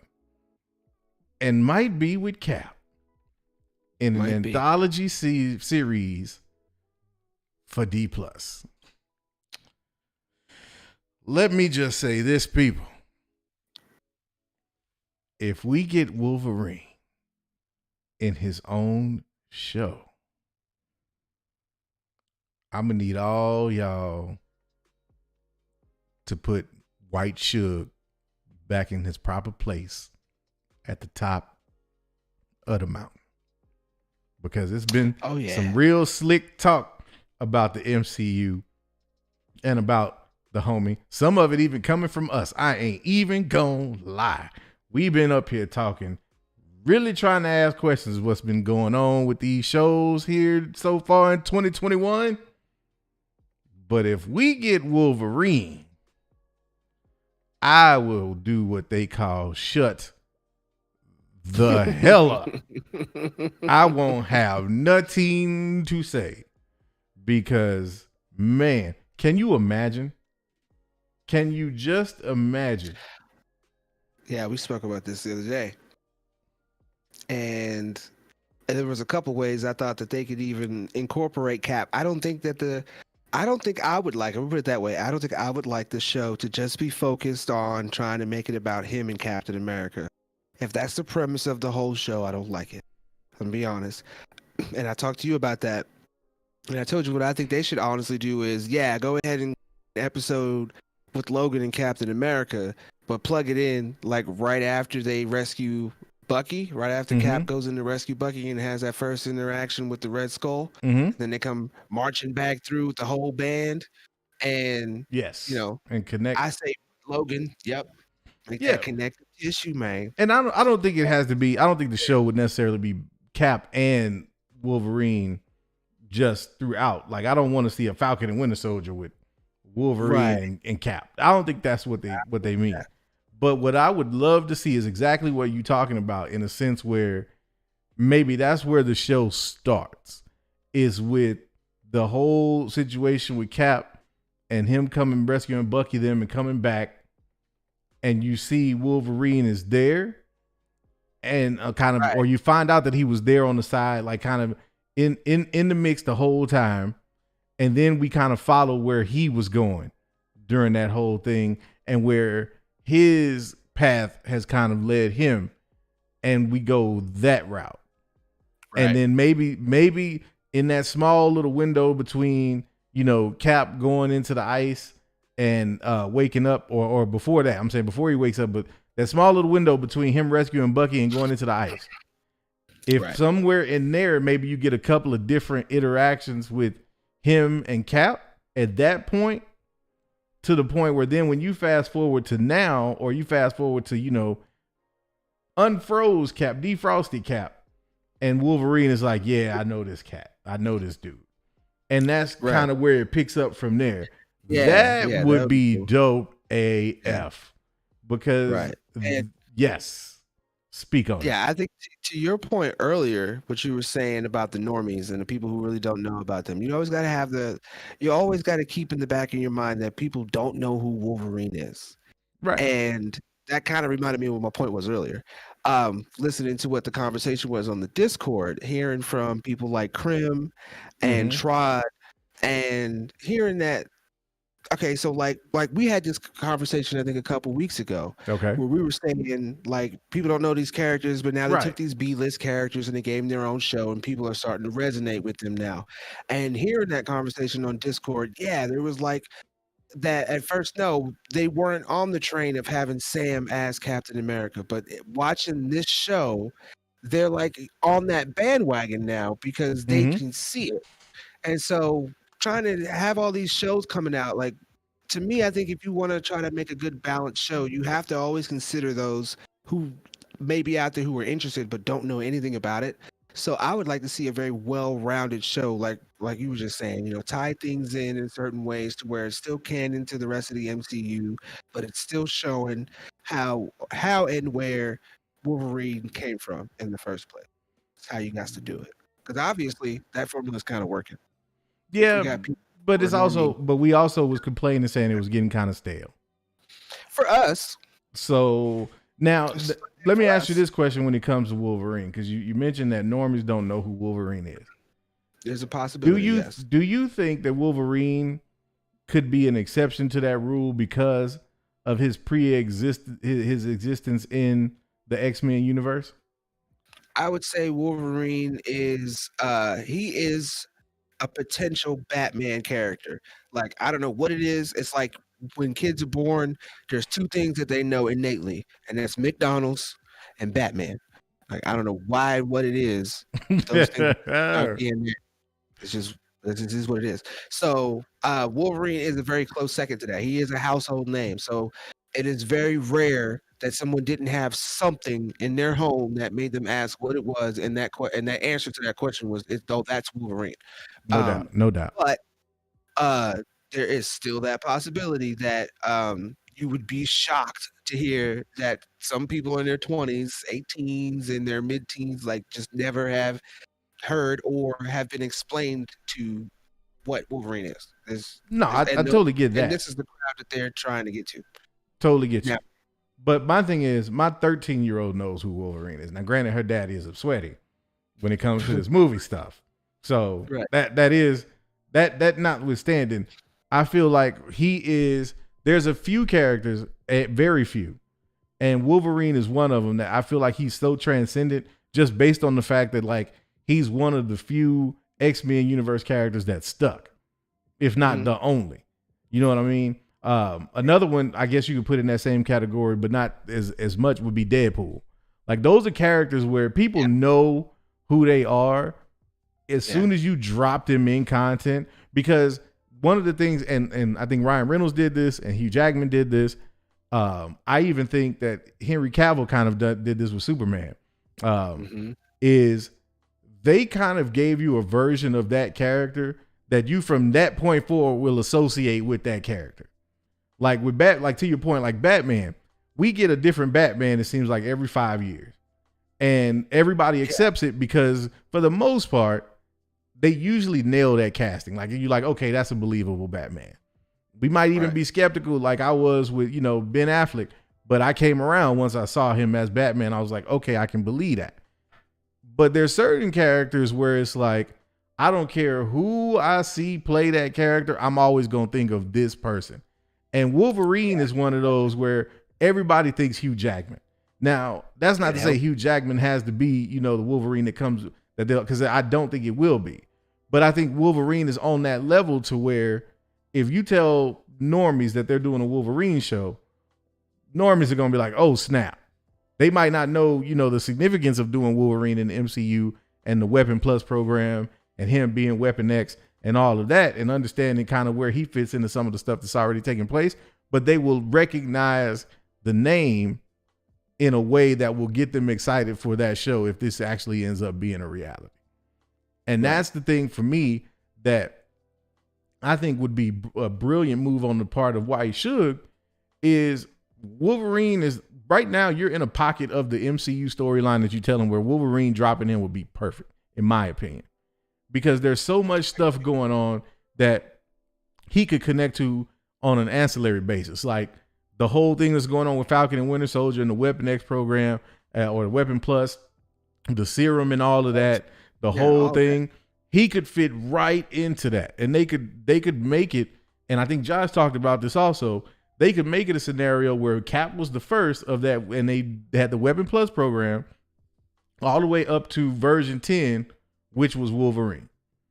Like they could totally do something like that. You know what I mean? And basically say, well, because of his enhanced abilities as a mutant or however they want to spin it, that's what gave, them the ability to utilize him in that way. And so that would be crazy to me, like if they went that route. Because it's like that would be fast tracking, like we said, and we talked about this I think last week when we talked about not being in a rush to get mutants and understanding that they had a 5-year plan and all of that. This would tell me if we get an announcement of a Wolverine, put it this way, if we get Wolverine in the next 18 months, that tells me that mutant plan has been fast tracked, right? And that the game had done changed. And maybe, just maybe, that's why some of these shows have been kind of on the lacking side for us sweaties, is because they're just trying to get them out of the way. Because now they may have pivoted and said, you know what, hold on. Maybe we don't have to wait 5 years. Right. Maybe the pandy was a blessing in disguise because maybe that showed them a pathway. And to bring it all full circle, it could also have to do with the whole Spider-Man thing and No Way Home. And this question of what Spider-Man are we actually going to get? Right. You know what I'm saying, man? Like the possibilities. I have to say that I'm on the opposite end of that, and I do not believe none of these things implicate that we're going to get mutants. I think everything they're setting up is specifically for Fantastic Four. And that's because, of course, we already got that announcement first. And then they're doing X-Men. And I feel like this 5-year arc is just the next phase. And they're going to bring in, because they're doing Kang, they got the Young Avengers, and just all that whole storyline, all that within circulates around the Fantastic Four.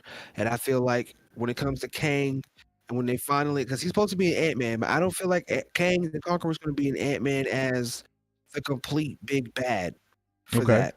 It ends badly, of course, but I don't feel like it's a complete big bad. They might pull an Infinity War on us on that one to where Ant-Man leaves in the next movie, and then Fantastic Four are the ones who that group is the one who takes down Kang ultimately.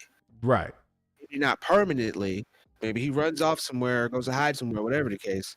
But ultimately, I think they're setting all this up, even the multiverse of madness, because that's all dealing with the time and seeing this with the variants and all that stuff, cosmic level stuff. That's all Fantastic Four. I think they're going to do. I think after Fantastic Four, though, with the multiverse of madness, yes, they'll be able to spin that and then do the mutants. Okay. But I still say it'll take more than a couple of years. Like I don't see them entertaining too many things mutant or X-Men wise till at least 2023. So you don't think we would get a Wolverine show until at least 2023? I'd say at best. That would be the at best plan because okay, and as I said to you a couple matter of fact last night, if you look at how long it takes for something that's actually heavily spoken about in the rumor mill to actually be confirmed, to actually get set on the screen, you get like a year or two in there, and we're already at in 2021. So at best, we'll get it in the next 2 years after all the properties come out. So give me a year for when you think we'll hear anything. When do you think mutants will play a heavy role in the MCU? What year? To where we're actually like, oh my God, this is a mutant thing. Like we can count on mutants as a heavy thing. I'm saying like by the time X-Men are a thing, what year? Oh, if you want to say X-Men 2025, 2026 for X-Men. So for mutants sooner for X-Men, right? That. Okay. So then and maybe you and I'm trying to do the math in my head and I'm thinking about it. I'm like, maybe that does kind of track in terms of a timeline because the thing I keep thinking about is, you know, with the Wolverine situation, if that's a show that they're going to start to produce and they have that, like, I'm like, okay, like Book of Boba, right? We found out about Book of Boba right at the end of season 2 of Mando for sure. It was a rumor prior to that, but we found out it was for sure, and that's supposed to drop sometime later this year. Mm-hmm. So from that, and I understand they've already got all the assets in place for that. That's not something that they've got to try to go cast and do all that for. That's already set up. So yeah, you might be onto something. And I think you might be right that it still might even be 2023 before we would get that show. If we got it. If we get it. Right. I just think though it makes sense for us to get it. You know what I'm saying? Like Wolverine is a character that Feige and the MCU knows people want. And if there's any mutant or anybody from the X-Men franchise that you would want to try to get in now rather than later, it would be Wolverine because again, Wolverine has a direct tie to a lot of stuff that they're doing and setting up right now in the MCU. So that's the thing that I just keep thinking about is like, okay, so if this is legit, what kind of timeline are we talking about? And when and how is that going to fit in? Because I still feel like, and I think shout out to Gaming Fan because he just dropped the year in the 2-way. But like if we ever do get a Secret Wars, I think Secret Wars is like something that happens like towards the end of this decade. Like Secret Wars, like to get to that point, we got a long way to go, I think. Probably for 2032. Yeah, we got a long way to go for Secret Wars. But my thing is for confirmed. Right, exactly. And for what they're setting up with Falcon and Winter Soldier and all of these shows, you know, it's just a question of, from my opinion, when does Feige start planting those seeds? Like those actual, and I'm not talking about setting up like they did in WandaVision, you know what I mean? I mean where you actually either you legit see a mutant on screen or you get like an X-Men related like Wolverine show or something like that. Like that's what I'm wondering because it feels, I don't want to say it feels premature, but it seems like I almost wonder if you would be missing that window of making it like actually connect and be relevant. I would almost feel like if this was a thing, it would have had to have been something they had been trying to work out. And I'm thinking about it, you know, there were rumors months ago about potential castings and them, you know, looking to cast Wolverine. And we didn't know, you know, where that would fit or what that meant. And, you know, didn't much come out of that.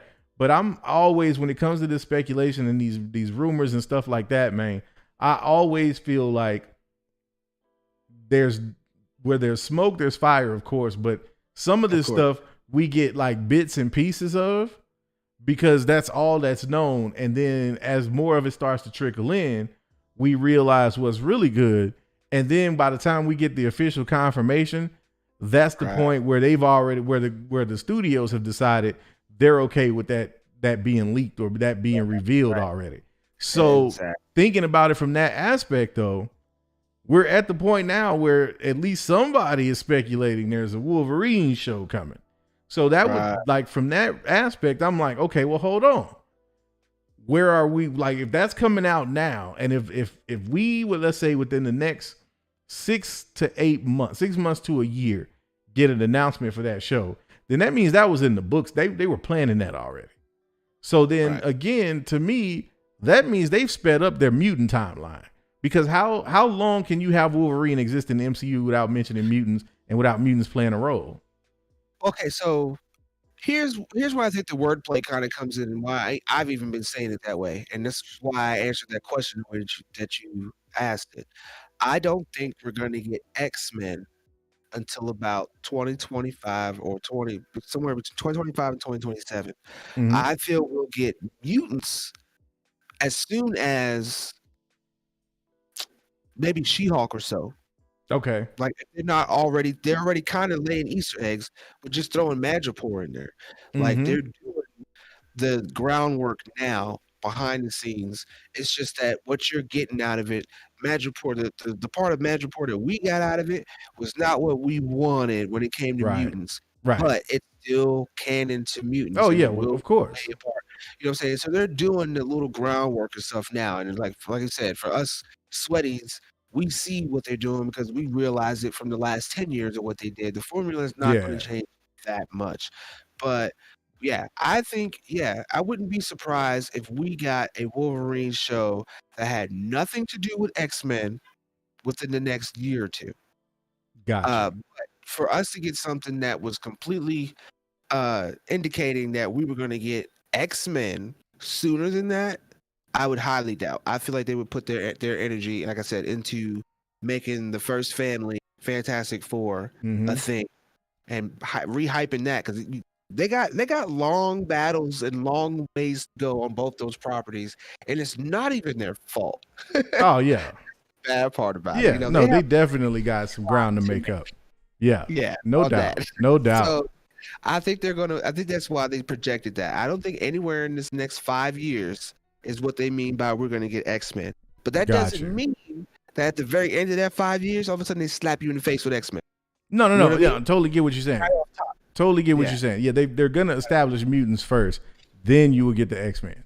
I'm just wondering, okay, so at what point are we going to get to a point where the word mutant is even used on screen in MCU properties? Because at that point, I feel like that's when the time clock starts. But if we're already getting, rumors and speculation about a Wolverine show, then it's like, damn, are y'all speeding up the clock? Like, did something change in the timeline? Because I just feel like you put the moment you put him on there, hey, that could be your answer. That could be what is the first property that you can start saying mutant and it's canon and a household thing. That Wolverine show could be it. Could be it, no doubt. By the time you get to Wolverine, that could be them finally revealing the Weapons Plus and the Weapon X and beyond and before. Right. That Wolverine could be that tie.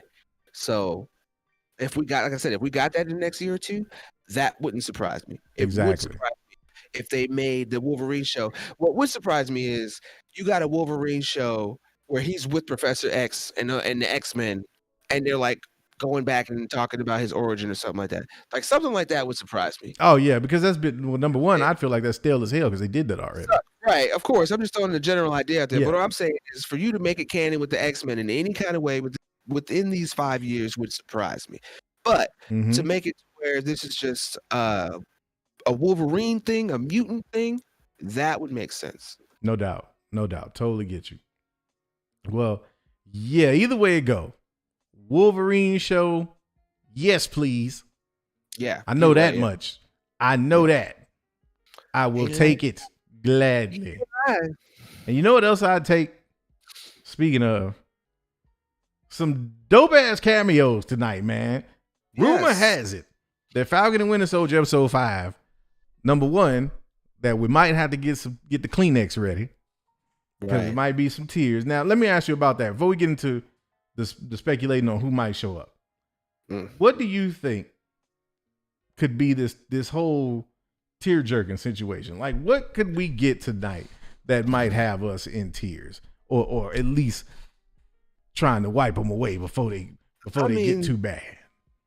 The only thing that I can think of, which is probably completely reaching, is somehow Chadwick Boseman made a cameo appearance that they just did not, that they kept under wraps as well as they kept under wraps with the Luke Skywalker thing. That's the only thing I can think of that would be that tearjerker for most of us. Level, I'm really thinking they might bring back the Isaiah Bradley character again and make him have the heart with Sam. That could be a cameo that they pay off more. Outside of that, maybe Old Man Cap. Maybe somehow they just kept that under wraps too, even though it's been speculated. It would be something that could pay off. But to be honest, man, I mean, and you know, maybe it's just me. Maybe I'm just a cold-hearted bastard. But I just can't think of nothing that would make me be like, oh my God, and I have to like tear up or cry. Like I can't think of anything outside of those. I'll tell you, there's only 2 things I could think of. One of them you just said, which was T'Challa, which I think they've already come out and said it isn't going to be Chadwick Boseman. So that's off the tape. Ahead of that. The only other thing that I would see is if we get a Carl Lumley performance where he has that heart with Sam and my man passes. Okay. That would be the only other thing, is if you get this like really emotional moment where he's basically trying to snap Sam out of it and make Sam realize that it is like that it's his time basically, and that he needs to claim this for his. And it's a situation where my man is on his deathbed or something to that effect.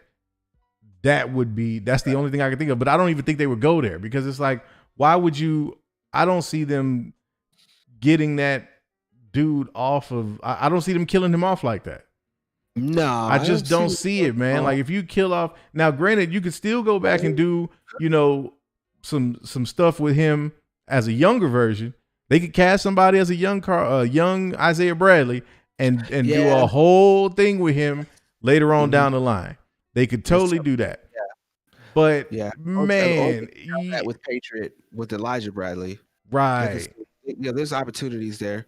But if that's the only other thing I could think of, man, is honestly, if my dude if he passes in this episode and it's in a way where he's like having this heart to heart with Sam and really talking to Sam about what it meant to him to have that shield and to have, you know, the country not be behind him. And like, let's say if it's a situation where, like we were talking about earlier, where, you know, the whole situation with the fallout after, you know, John Walker killing the dude at the end of episode 4. And let's say the government, it wants to try to spin it and back him, but quickly realizes the public's not here for that. And they've got to kind of, you know, come groveling to Sam in a way or something like that. So like, if that's the situation, and then let's say Sam is resistant to it, and then Isaiah is kind of pep talking him and like, you know, you need to understand what you have in front of you kind of thing, that might get me. But other than that, man, I really don't know what else it could be, to be honest. I just don't. Well, I can at least give you some insight on why I might think Josh thinks Uma Thurman might be showing up as Moonstone. And I will at least go into the character. I'm not entirely sure if it would be Uma Thurman, based on some of the rumors saying that it would be it's supposed to be a character we might have not seen before. And he's kind of confident that it's a female, it's an actress. And just for the fact that it could be Moonstone, because he says, you know, she shows up and she could be the psychiatrist figure for whoever they give to John Walker. And honestly, man, like, that's another reason why I don't think he's gonna keep the shield, because he's gonna need some kind of mental therapy, especially after what he just. the way he did it. It's not as if he hasn't taken lives before. I don't feel like he's ever taken lives in that kind of. Yeah. Well, and that's the difference. If we gonna go there, let me go on right now just to be safe and throw up the spoiler alert. Right. So that way you can't say we ain't tell you. What? Right. So when it comes to Moonstone, what's kind of interesting about her to me right off top is her aliases. So the Earth 616 version is Carla Sofin. And if you go through the list of her aliases, she has Meteorite, Kate Sorensen, Miss Marvel, Captain Marvel. Then you got Miss Moon and Dr. Sophian. So just off top there, looking at the fact that her aliases are in league with Miss Marvel and Captain Marvel, I could see them Easter egging in another show that Captain Marvel is going to be a pretty big movie. You already got, Miss Marvel from the next show we're going to be getting for Disney Plus. That's going to be in that. Then you're going to get Monica Rambeau. If they were to tease Moonstone now, to me, I feel like there's no way she couldn't be in at least the movie on that. And I'm encourage you guys to go ahead and look up Moonstone for you guys who don't know about it, and perhaps maybe on the Discord, I will go on there and start doing some TLDRs on some of these characters, and we can discuss them and see how they fit. I feel like I should save the fun for Discord. I like that. Yeah. Instead of us trying to go too deep into that, but Moonstone does kind of resemble a type physique. She's blonde, she's thin. Everybody thinks Uma Thurman's hot. I think Uma Thurman's up there. She would totally fit for that character, especially if they would, like I said, Easter egg her and put her on the side of that little barrier. Put her right there on that line between being good and evil, along with I think John Walker's going to become U.S. agent by the end of this. But yeah. But see, and so I'm not entirely soaked into her being like a psychiatrist character either. Because she is a super criminal. She was recruited into Baron Zemo's Masters of Evil, so she does go up against the Avengers. I don't really see where John Walker would fit into that under her kind of tutelage. She does fit more of the Dark Avengers line thing. She's in league with Norman Osborn. None of those things are in league with John Walker. So I feel like if they were going to introduce her, she would be brought in on a different capacity of some kind. She would probably serve more closer to the government, or if she's a cameo in that respect, the best thing that I can think of is she is a contingency plan for Zemo in some kind of way. In some kind of way, wherever he ran off to, that we're going to try to figure out. Maybe he allows himself to get captured or something just so he can break out again later in a different way. But he has to get captured this time, or else he faces getting killed by the Wakandans, them coming through from a man. So I would say, yeah, maybe he gets captured again, but he met up with Dr. Carla Sofin. Right. And maybe she becomes. I can see it makes better sense for her to become Zemo's therapist while being locked up than it does her becoming John Walker's therapist. Let me put it that way. So gotcha. I can see them play it off in that kind of respect. But yeah, Moonstone is a good possibility for who the secret cameo could be. Outside of it being Isaiah Bradley and Old Man Cap. Well, that's the other one that we might, there's been all kinds of speculation and rumors that Chris Evans might make an appearance as Old Man Cap. So, what do we think about that? What do you think, man? Do you really think that we would get Old Man Cap? I would say if we got Old Man Cap, it's because they already planned to be Falcon and Winter Soldier, and they caught my man while he was still in the makeup from doing Endgame. Other than that, I really don't see Chris Evans coming back it's just highly unlikely from the things that he said he wanted to do. And Josh kind of was like, yeah, he was on set to say hi to everybody. That doesn't mean he filmed anything. I think that's a fanboy dream. I would like it. I would love it. But I really feel like it's highly unlikely for it to be Old Man Cap. I feel it'd be Uma Thurman way more than I think it'd be Old Man Cap. Let me put it that way. Really? Yes, I would have to go on the Uma Thurman bandwagon faster than it being Old Man Cap. Like, and even though it fits, I don't feel like it would be. I feel like if it's Chris Evans in any kind of way, it's like a pre-recording, and it's not all that face to face. It's not all that direct. But why would it need to be pre-recorded though? Because it would be like a younger version of him leaving a message.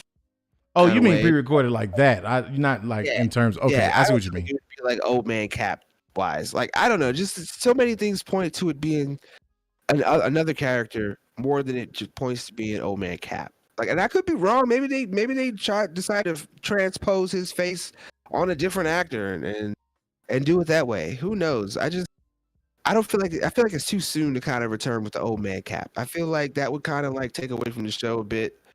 Really? A bit. Just a tad bit. I don't feel like he needs a reminder from Old Man Cap. I feel like he needs things to remind him of Old Man Cap. And that would propel him way faster, or just as easy. Let me put it that way. Just as easy as you having that cameo. I just don't, because on a real life aspect, I don't see Chris Evans coming back. So I just don't see him coming back yet. So let me ask you this, or let me give you a scenario. Technical difficulties. Oh, of course. We just blame Wallace. Shout to Wallace. Yeah. So here's my thought.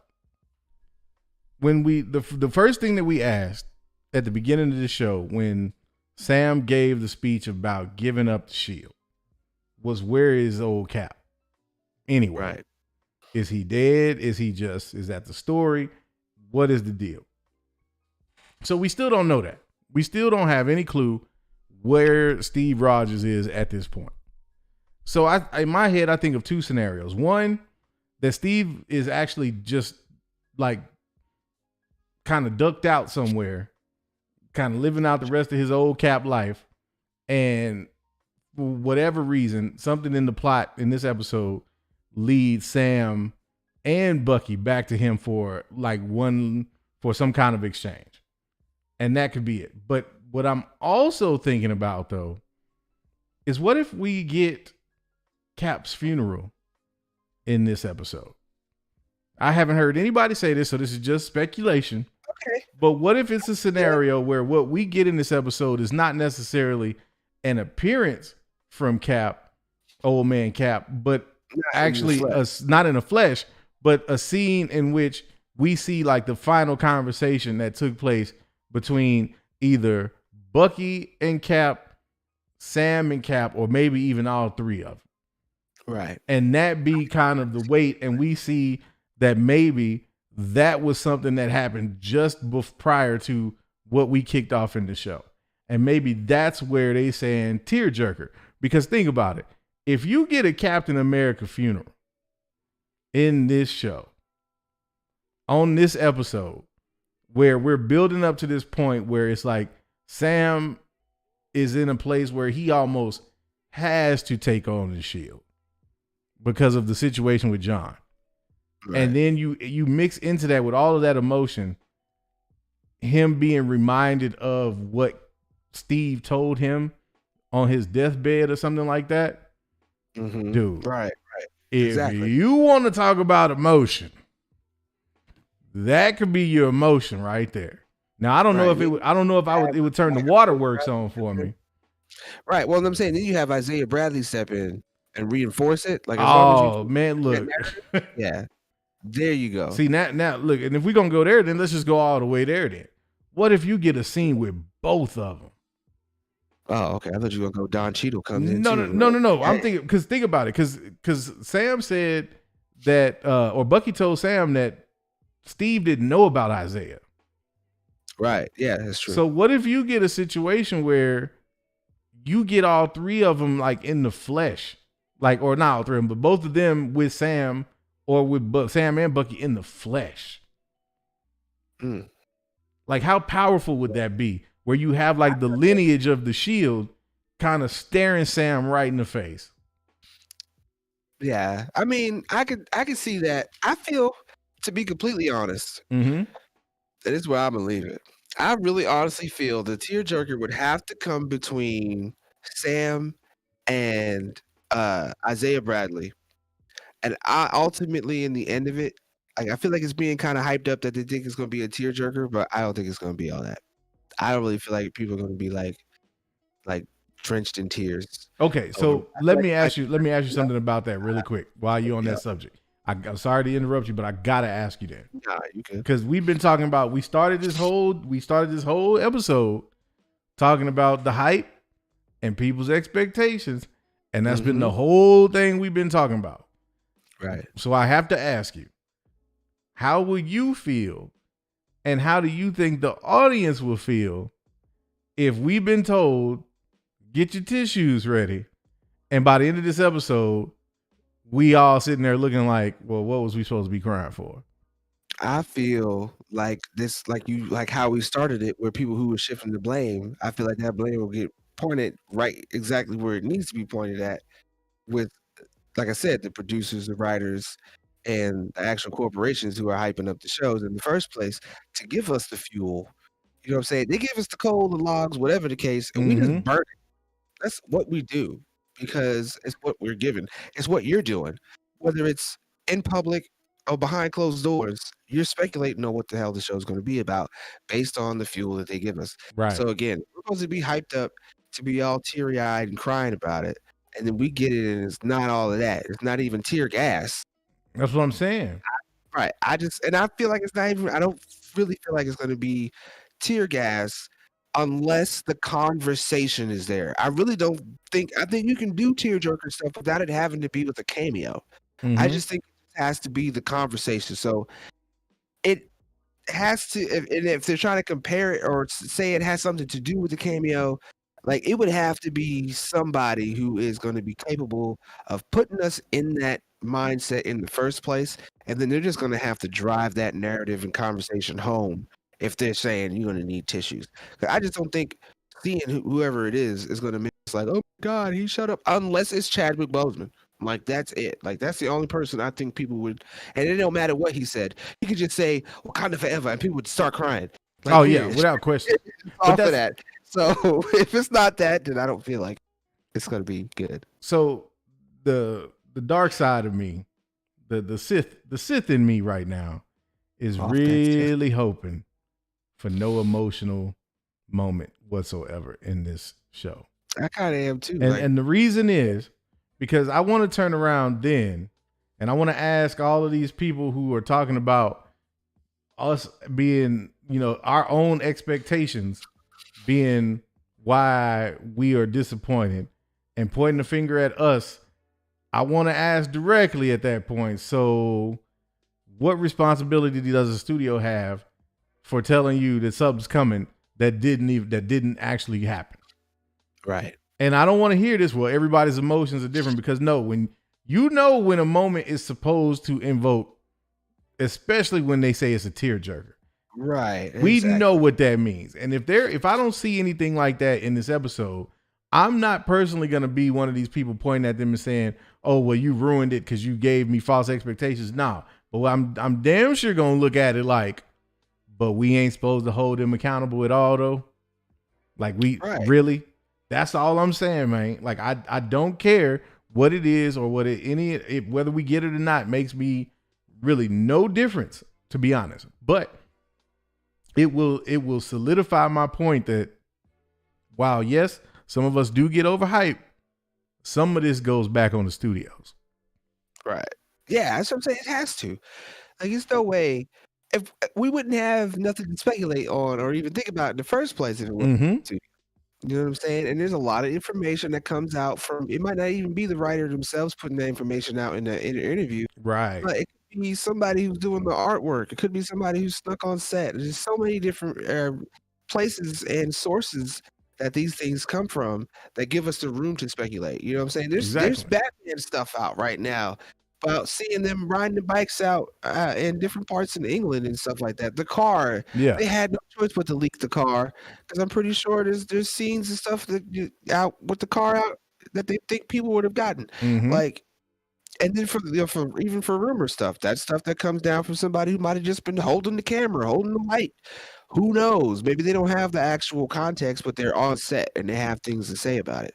It gets back to people like us, and we just report on it. We are the weatherman. Exactly. We give you the climate, the clouds that came through. We let you know how low they hanging, if they're cumulus-stratus or not. We let you know. Is it a volcano coming through? Is it going to be tropical, or are you going to be frozen cold in your expectations? And like as far as track records go, like unless we got this covered, I think a lot of people will have a great track record, and even people like or entities like we got this covered has a chance to make a shot in the dark. You know what I'm saying? I'm pretty sure they're not going off on everything they post. There's probably about a good 2% to get right. Yeah. But who knows until it comes out? And there are a lot of things that get subject to reshoots and a lot of things different that don't get to happen, so they have to go a different direction. It happens.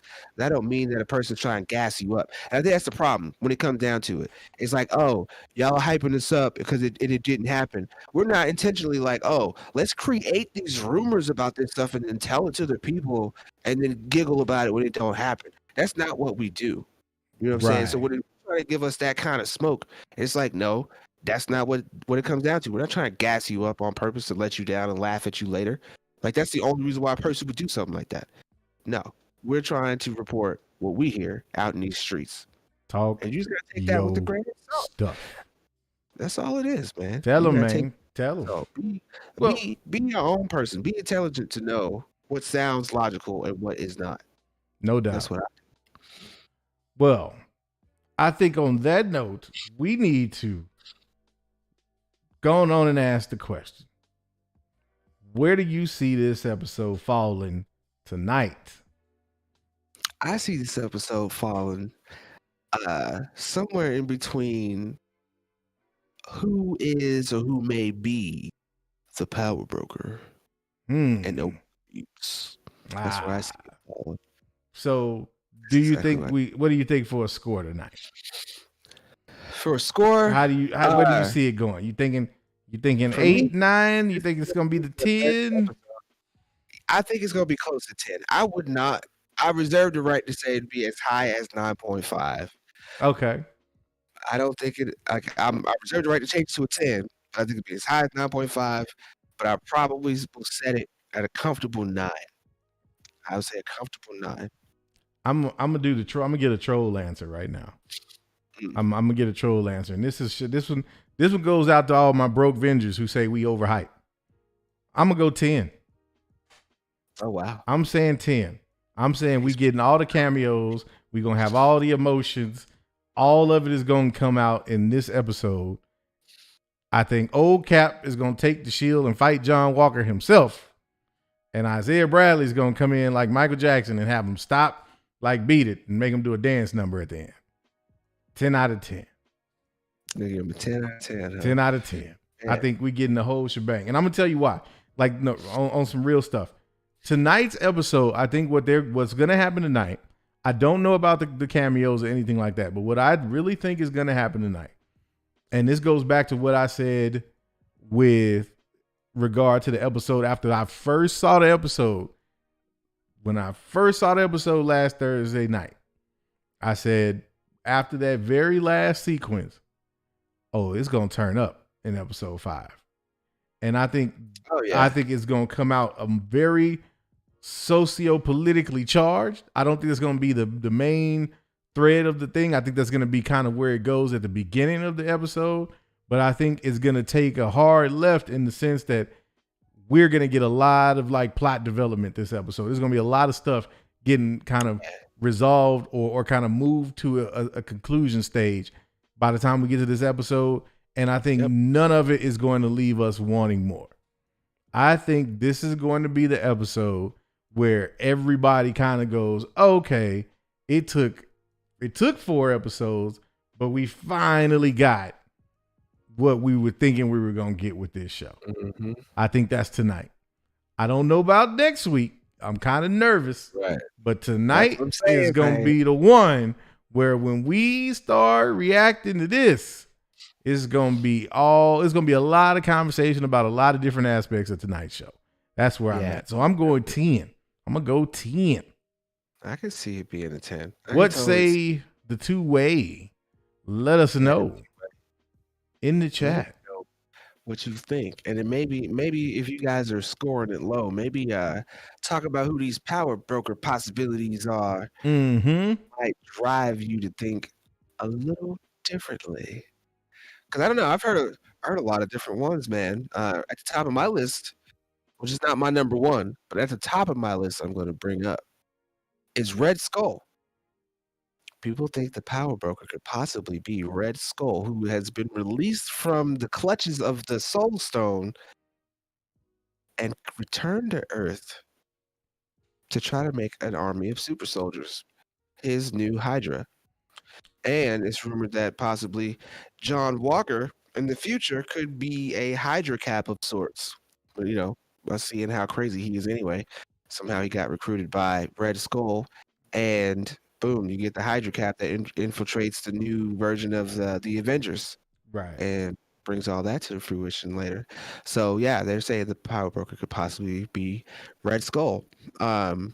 Next on that list, what do you think of that before I go? I think that the power broker ain't gonna be nobody special. I really do. The more I think about it, I just don't think the power broker is going to have as much of an impact on this show as we thought. Unless if the only way that it will is if it's somebody that has already been introduced in the show and it's a plot twist, which means it would have to be either Mariah or it'd have to be Zemo. Because anybody else, they would have to be somebody that hasn't been talked about in the show at all. And with us being at episode 5 or 6, like what sense would it make to bring in a brand new character outside of like this Uma Thurman rumor or something like that? You bring in somebody else and say, oh, by the way, here's your power broker, 2 episodes left. I just don't see that. Right. Well, let's get to the next one then. Who else we got though? The power broker could possibly also be Arnim Zola. So they think that the AI perhaps that's another pinnacle to where he has ultimate power now, and he's also create some super soldiers in order to again bring about Hydra, maybe take over. What else do they have to do? Yeah. Next on that list, we have Sharon Carter. And that's kind of the number one across the board for everybody. That's what I mean. I said Mariah. I've been Sharon Carter. Yeah, I know you, man. Well, you saw somebody in the chat. Yeah, I did. Mariah. I saw that and was like, oh, nope, not that one. Yeah. But Sharon Carter right now, because like we had said earlier, there's certain things she has access to, and we're all looking at that, like how she has these courses, how she able to go in and out of place, like not even hidden. She's walking in and out of these places. At the end of her meeting up with Sam and them, she gets in another car, zooming off. She got rides. She got people out there is looking out for her. What's the deal? So, yeah, right now, the number one consensus is Sharon Carter. But next up, they have what we are also speculating could be the power broker is General Ross. So, I mean, that's kind of self-explanatory when it comes to why anybody would think it's General Ross. Like, obviously, he has deep ties to the Weapons Plus program in the first place.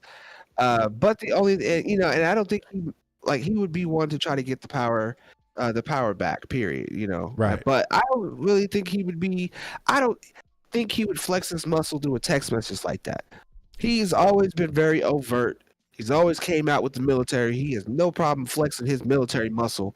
Obviously, he's in a division to where he is not micromanaged in a way that he is being limited with his power. So I don't see him being that kind of underhanded. He's always kind of found a way to exert his power and authority over people without having it to be completely underhanded. Like even when he got to Sokovia, he found a way to go through the government to make superpowers try to bend superpowers to his whim. And that was kind of the issue that Steve Rogers saw. Right. It was not that he wanted them to sign the Sokovia Accords because they made such a mistake that cost lives.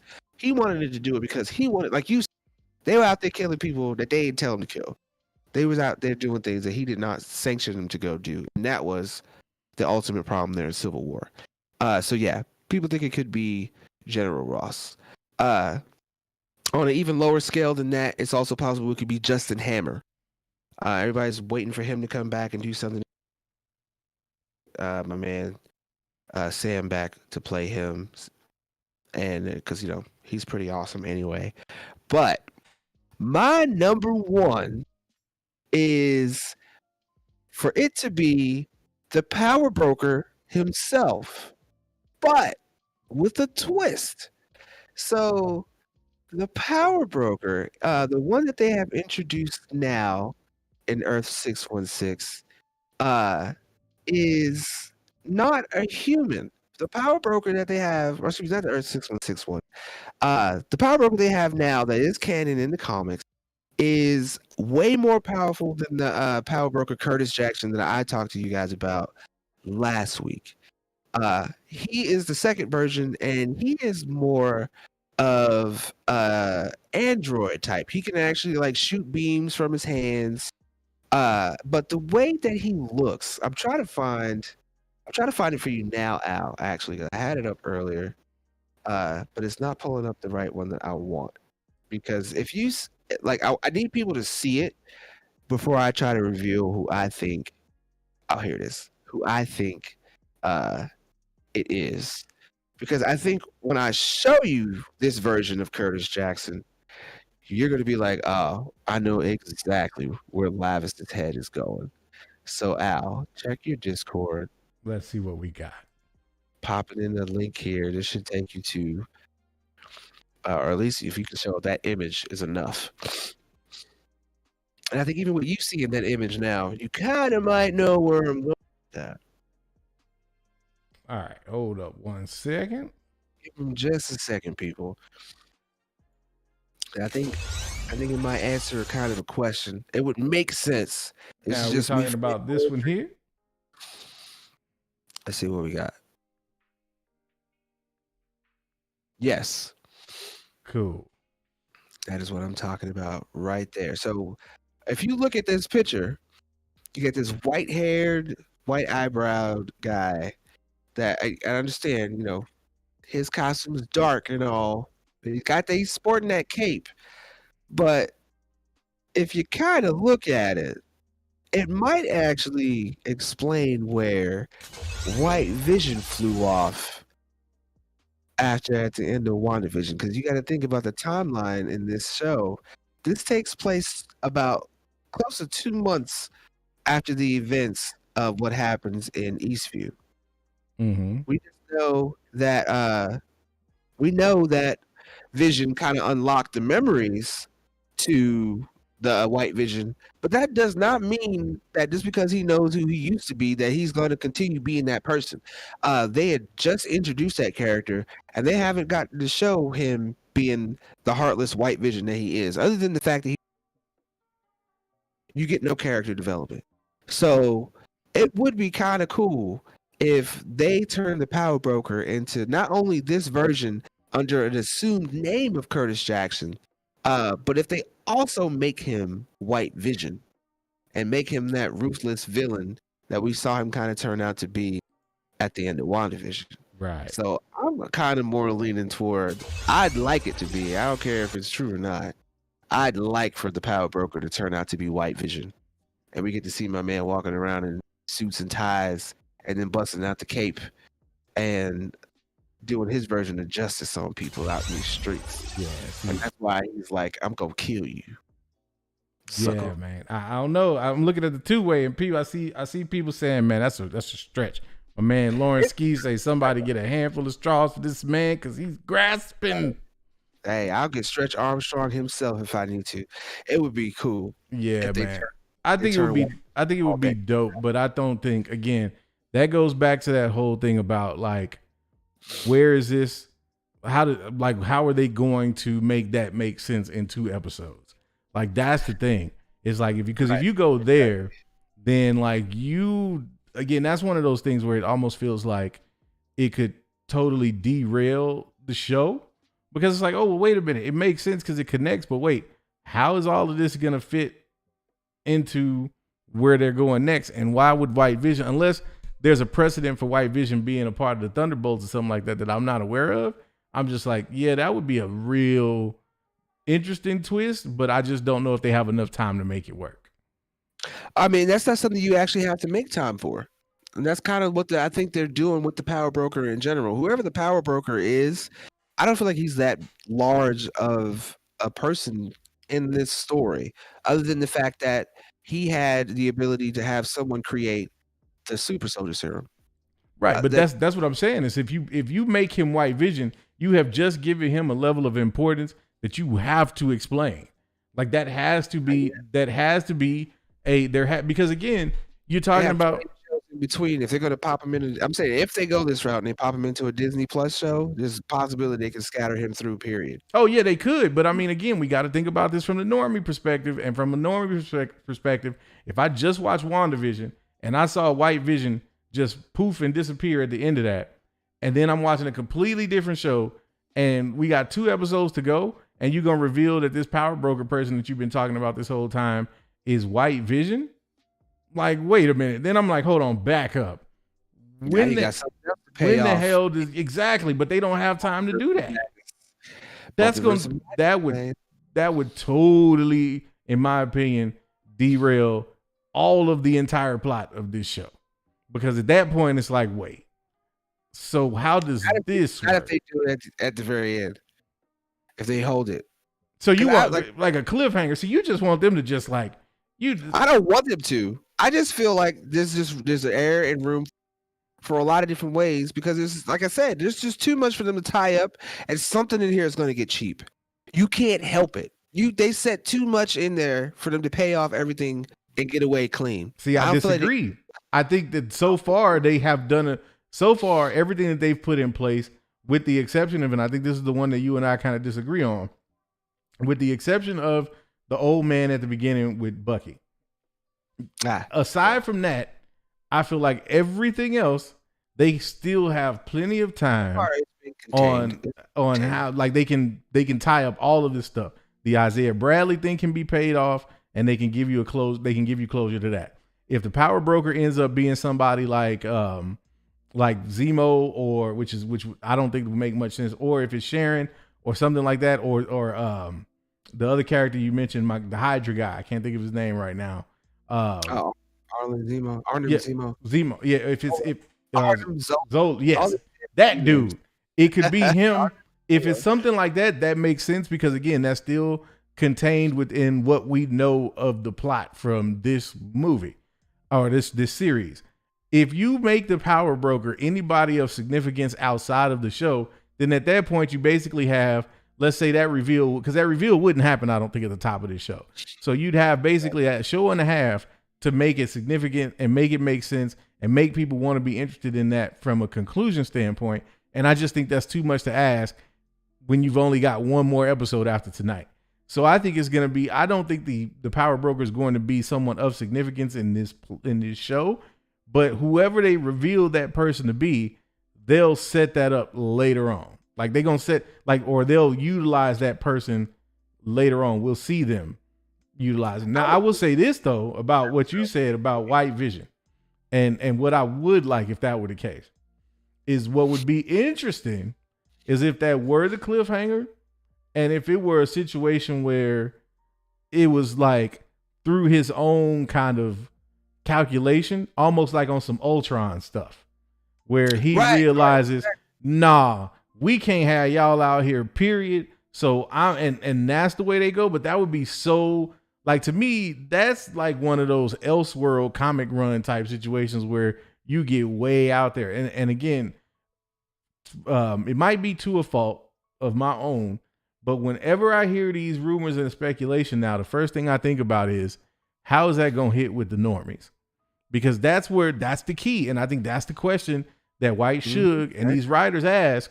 when they start talking about how they want to take these shows and what they want to include and what they want to trim down and what they want to water down and what they want to focus on, it's like, will the normies digest it?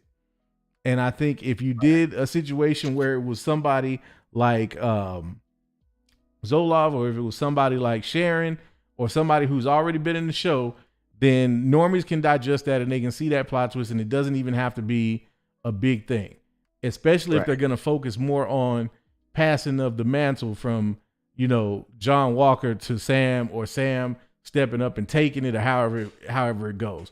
Then you can still have that. But you know what? Okay. You know what? I throw that one out. Okay. I throw that one out. Next, I save for last. This is what I save for last, which is more realistic. Wolverine is the power broker, ladies and gentlemen. Right. He's going to show up with a briefcase full of power. No. On a real realistic scale, though, Wilson Fisk. There's been a lot of push for Wilson Fisk to show up as the power broker and make Daredevil a little more canon. But to be honest, my problem with that is that kind of changes the character. You know what I'm saying? Like, Wilson Fisk has not ever been, he's been a kingpin. He's not been a power broker. They're like two different characters for two different purposes. But there is a big, heavy push for them to make him kind of at least the criminal underworld person. Yeah. In that role. And it's a little more realistic no matter how you look at it. But at the same time, I say no. Yeah. I say no for the same reason I said no to White Vision. They just don't have enough time for it. But I know this. Tonight's episode is going to have a lot of people talking, man. One way or the other. Right, it's going to be a lot of conversation come Friday morning. Some of it going to be good. And hopefully very little of it will be not so good. But let us know. Let us know as we transition into this conversation and libation what you're thinking about tonight. Is it going to be dope? Or do you think nope? I think, like I said, I'm going to set it at a comfortable 9. And I reserve the right to bump it up to Al status and say that it's going to be a 10. But that just means if you get a 10, like don't be scared come next episode. Yeah, man. Don't be coming out and lashing at them come next episode, where next episode is just a 6 or a 7. No, don't do that. Don't do that. I'm just saying. It's gotta be the last episode's got to be at least an 8. I would be okay if this episode's a 10 and you give me an 8 on the finale. I'm all right with that. I agree. But if you if you pull a Wanda on me and you give me a 5 for the finale, yeah, I said it. Looking at you, Adam. You give me a 5. He's not one of Moana. Then I'm gonna give you a pound, and not in a nice way. Right. No cake. No cake. All right. Well, since we're in conversation, let's get into some of these Super 2s. Oh, yes. Yes. Top billing for me, I got Lucas Tex Venger with the $5. What up, man? He said, Falcon and Winter Soldier going to be crazy tonight. I'm putting in the call that we get our first post-credit scene tonight. Alan Lavis, keep up the great work. That's what's up. Yeah. Appreciate you, man. Appreciate the same thing. On that post-credit scene, I'm holding out hope. Yeah, hopefully, man. Hopefully we do. If not, then I'm not saying nothing about a post-credit scene no more. I'm not gonna say no. I'm not gonna say it no more. After that, we got Old Head Mike's Metalcore and More with the $5. Thank you. Said love the show, but how they gonna use CV-19 an excuse for weird mixing of the story when they've been straight sitting on Black Widow movie for over a year? Yeah. Yeah, I have to agree. Good point. He ain't lying. He ain't wrong. We got Matthew K with the $5. Said, don't be afraid to speculate. It's on us to manage our own expectations. Sometimes we overhype, sometimes we underhype. It all balances out in the end. Exactly. Yeah, what he said. What he said. Exactly what he said. Right. Then we got Proxy with the $5. Thank you. What's up, He Proxy? said, Lab kicked because you was talking that ish last night. LMAFO Proxy equals Hackerman. Do you know what he's talking about? I don't. I'm confused. I'm confused. I'm very confused, man. I don't know what you're talking about, man. I don't know what you're talking about, man. Every night, man. We got Lord Vito, the $5. Thank you. He said, remember, Josh is emotionally scarred from the boner incident. Can't expect him to have expectations to happen. Yeah. That's true. That's true. Josh was very negatively impacted by WandaVision, guys. He's got some emotional tissue that was damaged. It's very scarred. It's very touched. Yes. Yes. We got Keaton Haas with the $5. So Keaton said, what is the closest adaptation from comics to MCU? I don't know the comics. So if you're talking about with the Falcon and Winter Soldier, the closest in the comics, I would say Second Street Marvel. Why don't you answer that question from in the chat? There you go. It's you, the comic book the man. Comic guru. Yes, you the comic guru. But that's why I see questions like these is what kind of really makes me want to do like a TLDR.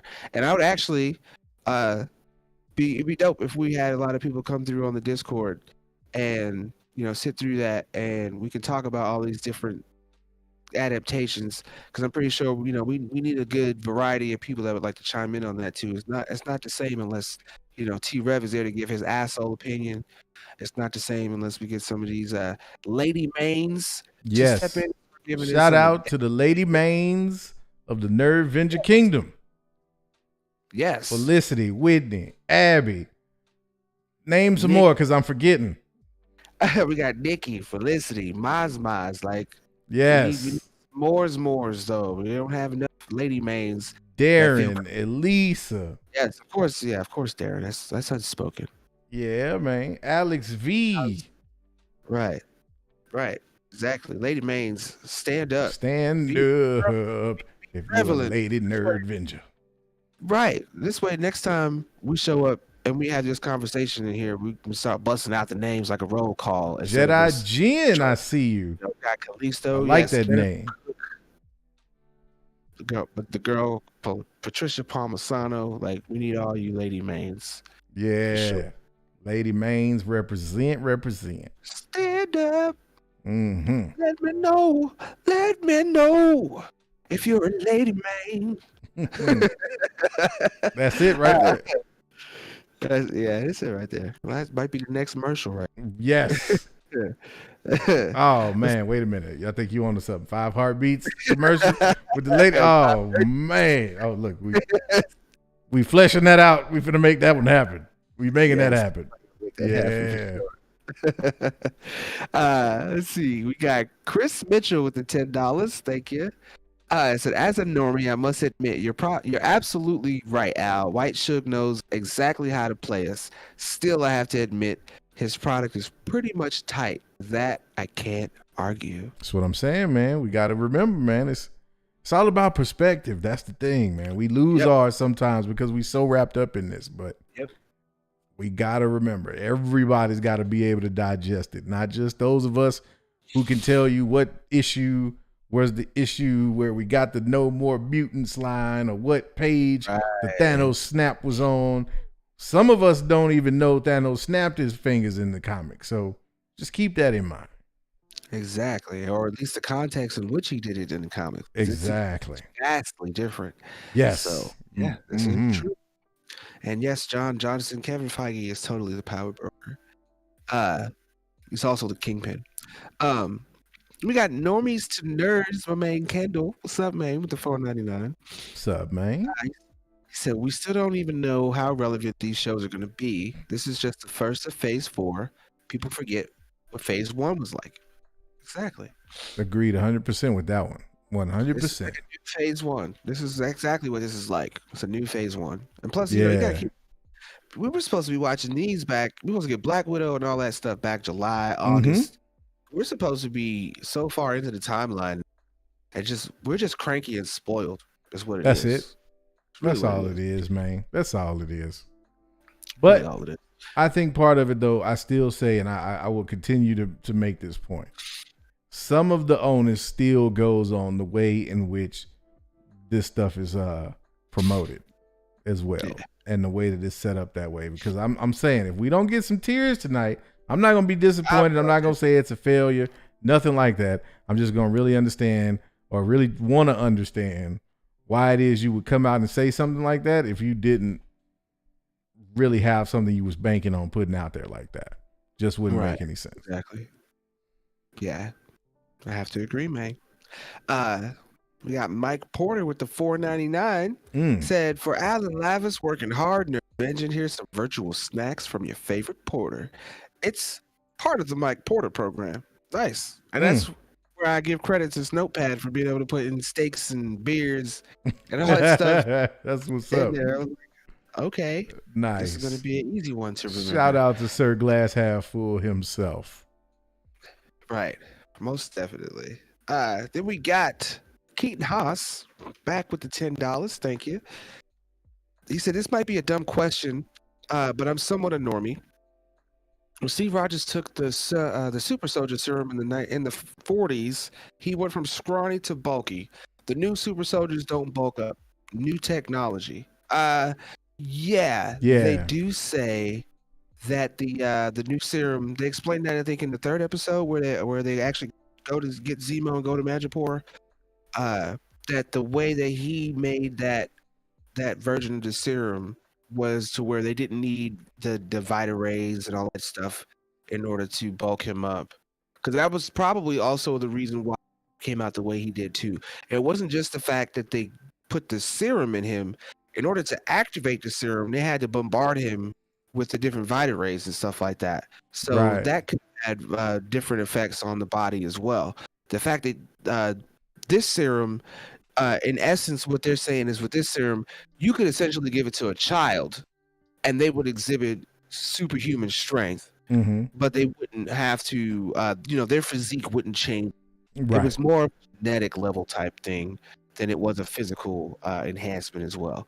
So to be honest, with this kind of retrospect, if Steve Rogers was actually, if they had another version of Steve Rogers happen today and they gave him this super soldier serum, he would still be just as scrawny, still look just as like a little boy, but he'd be able to uppercut you across the street. Would be the complete difference in that. So at least with how they describe it anyway. Let's see what we got next in here, man. We got the Keaton Haas again with the $10. What's up, Keaton? Appreciate you, man. Yes. He said John Walker, the real Captain America, if I'm not mistaken on that one. Or is that someone else's job? It's starting to get a little jumbled in here now. What happened? Strangeness, indeed. I think it took someone else's name out there. Yeah, I can't go back. I'm sorry. Our bad. Yeah, our bad. Because I do have $1.99 where it says the shield is mine. Sam and Bucky are going down. And I'm trying to remember. I think I want to say that was Tommy Banana. Tommy Banana. I'm not entirely sure. I think that's who that was. But we can move on to Colt Cupid. Because welcome. You are a Nerdvenger now. Welcome. Yeah. We got the notorious BFG with the $5. He said, work kicked my ass. Just now tuning in. Gonna have to go back and start at the beginning. See y'all in After Dark also. He hit us with a nice little bunch of them my dog emojis and perps emojis. Word. And we will definitely be in After Dark shortly after the stream concludes. Yeah, that too. After Dark. I was. We will catch you after dark.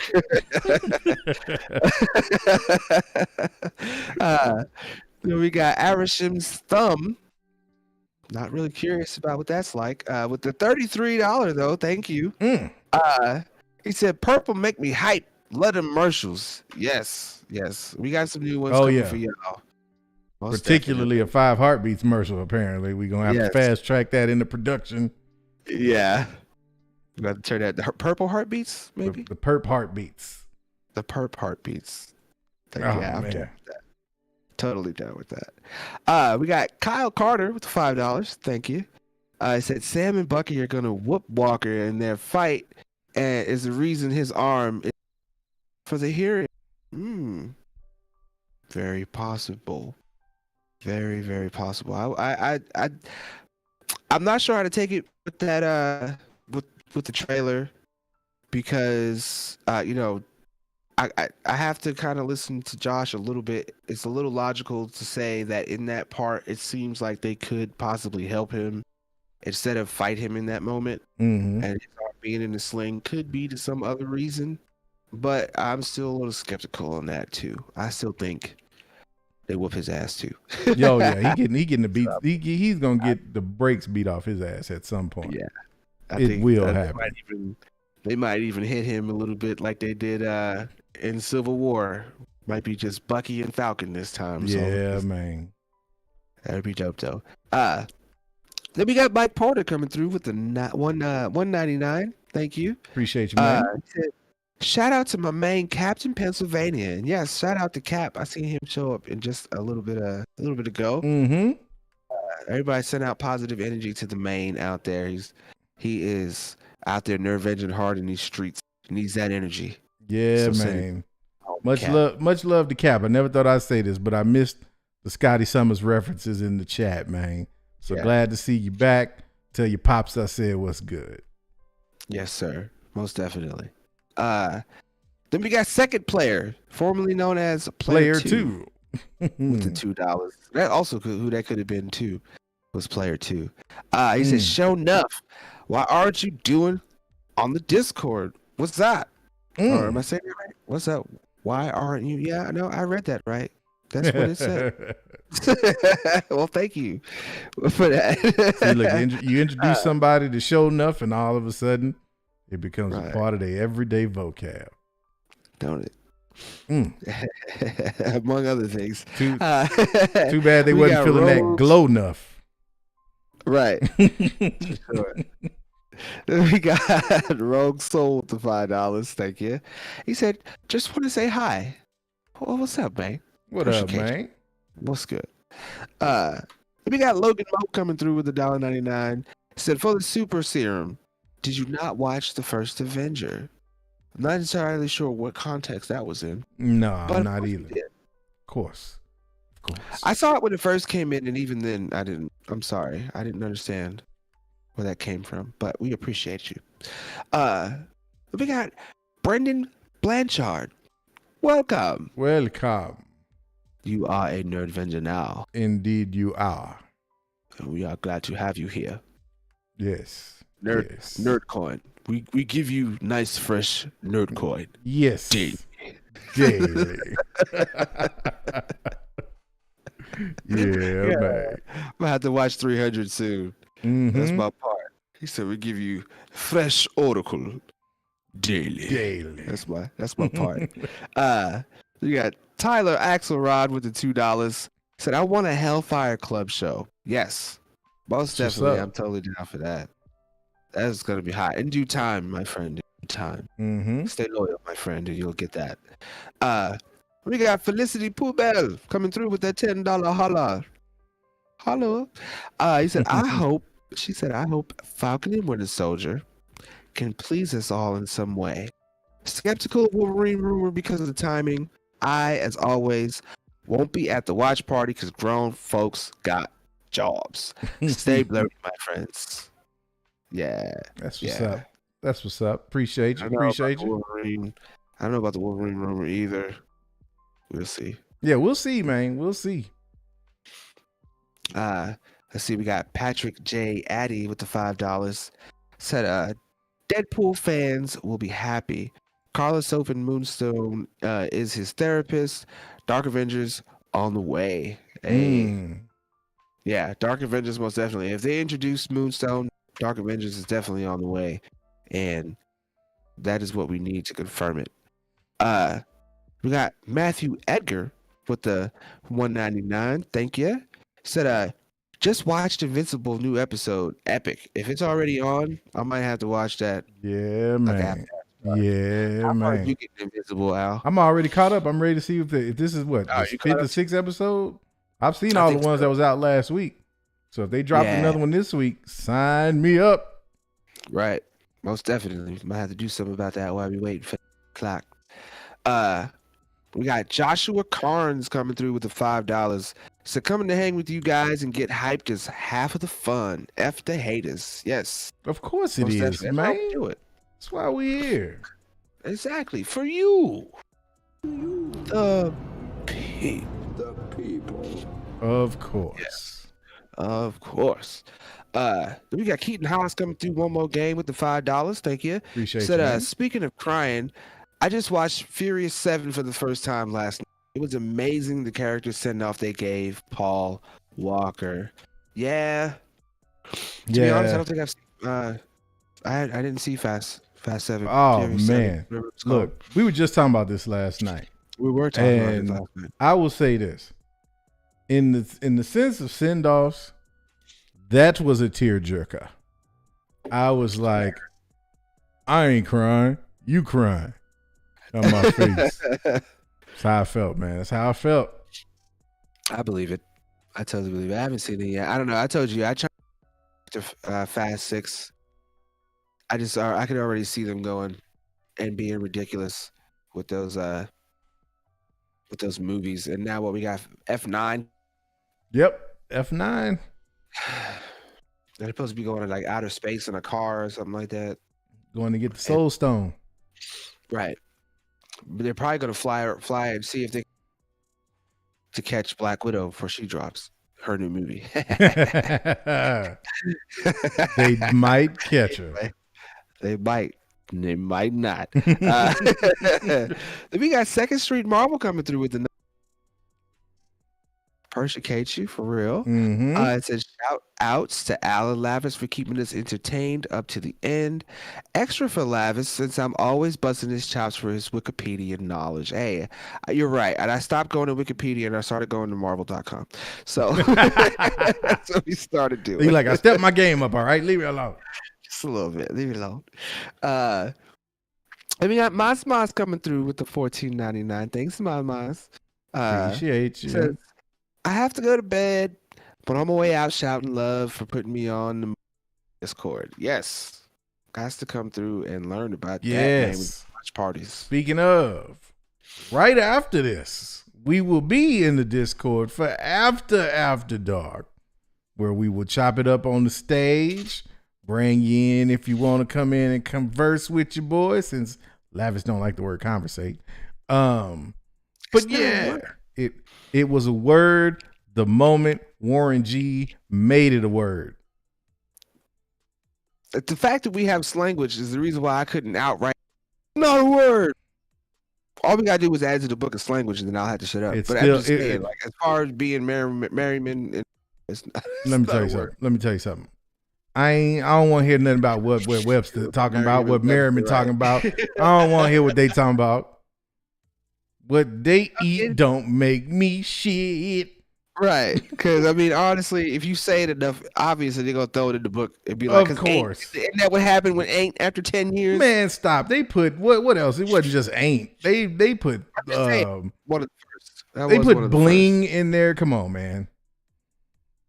Like, they got some words in there. It's just like, Yeah, like On Fleek has an actual Webster definition. Come on, not just Urban Dictionary. Come on, man. So yeah, I don't know what the deal is with that, man. I do not know. All the thing I know about this are omega beams. Touche, brother. And the perp life equation. There you go. I know about. So you got Kyle Carter coming through with the $5. Said the power broker is either Ross or Spectral White Vision. Take my money. See, right. He's up there. His mind is working. Yeah, it's working all right. So it's working all right. Overtime. Overtime. So we got second player coming through again with the $2. It said power broker is a fortune cookie machine. Oh, did you know? Oh, some dumb guy. Right. Some dumb guy. And you know what? Chappie. Welcome. Welcome. You are a Nerdvenger now. Yes, you are. We got Obi-Wan the homie, Hey. aka Car Batman, coming through with the $4.99. Thank you. Appreciate you. He said, my man's in them bringing the purple goodness on After Dark. Love listening to Al drop great takes and Lavis taking us down the rabbit hole. Yes, sir. So Love it. We gotta explore. We gotta explore outside the box, no matter how outlandish it may seem. Of course. Gotta talk. That's what we're here for, man. That's what makes this fun. Right, exactly. That is the fun part. Yeah. He said, then we got Normies to Nerds, Kendall coming through again with the $4.99. Thank you. Appreciate that. He said, but that power broker looks dope. I want him to be himself rather than a character we know. He might be in a post-credit this episode. Man gang. Yeah, I kind of do like either or. Like, be a good addition. I would not want it to be someone that we've seen already, but if it had to be anybody that we have seen, it would make best sense for them to turn Sharon Carter into that character. Yeah. But you know, they may not, you know, because I didn't really see too many. It's just bad person or a bad guy in the comics, and so far they do stay true to the character, at least close enough. They don't throw him off the rails like that. So if it turns out to be her, shocked, kind of in a way, just for the decision making, not for it to actually turn out to be her. But I don't think it's Sharon Carter. I'd prefer it to be a new character. Yeah. This show needs something new. That would be nice. Then we got Kyle Carter with the $20. Thank ya. We got episode 6, cold open shows White Vision get into Madripoor. Rest of Act 1 covers his rise, meeting Nagel, and Carly stealing the serum. Act 2 is Carly joining Sam, Bucky, and Walker. Act 3 is the final battle. I can see it. I see it. That would be, see? Watch. Now everybody's going to spam Josh in the morning with with White Vision. Yep. He's going to be like, who came with this? He's going to pop in like Kramer. Oh, gosh. Oh, exactly. Lavis? Can't believe it was Lavis. What are you doing, man? Oh, God. It was him. I could totally see it. You already know, man. You already know. I can see that. We got Fanjecture Adam coming through with $1.99. Said woman, power broker who? PB Power Broker Skywalker. Okay. I'm weed it. Right, I can weed it too. Then we got Gosh JM. Mm-hmm. Welcome. I guess maybe welcome back. Let's see the 1 month badge there. Welcome, you are Nerdvenger again. Appreciate welcome back. Yes. We got Jedi Jen coming through with the $5. Thank you. Said, gotta give a shout out to After Dark. Makes my week, rough week. Excuse me, it's been building up for like 2 hours. It's a rough week. Brother in and out of the ER due to COVID. Sorry to hear that. Prayers and good nerdy vibes needed. Yes, most definitely. Send them prayers to Jedi. Prayers, positive vibes. The force is with you and your brother.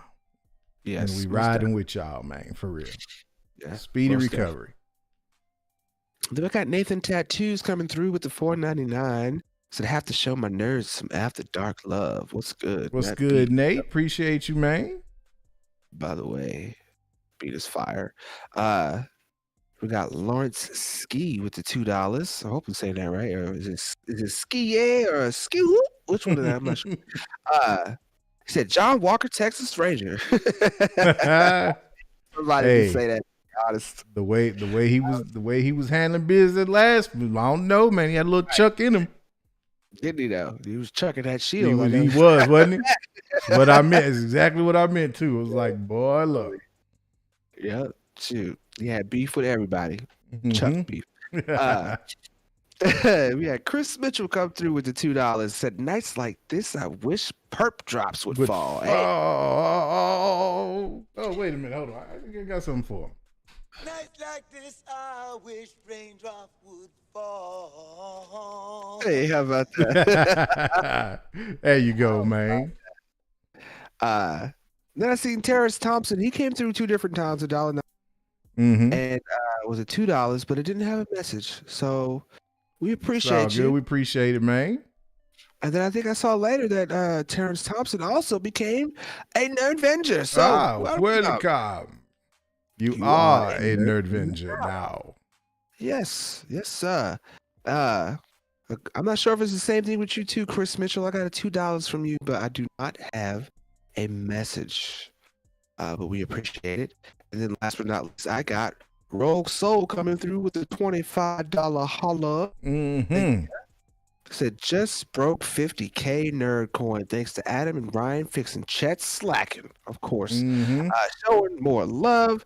Can't wait for After Dark. And of course, Keanu as Ghost Rider or Silver Surfer or Bust.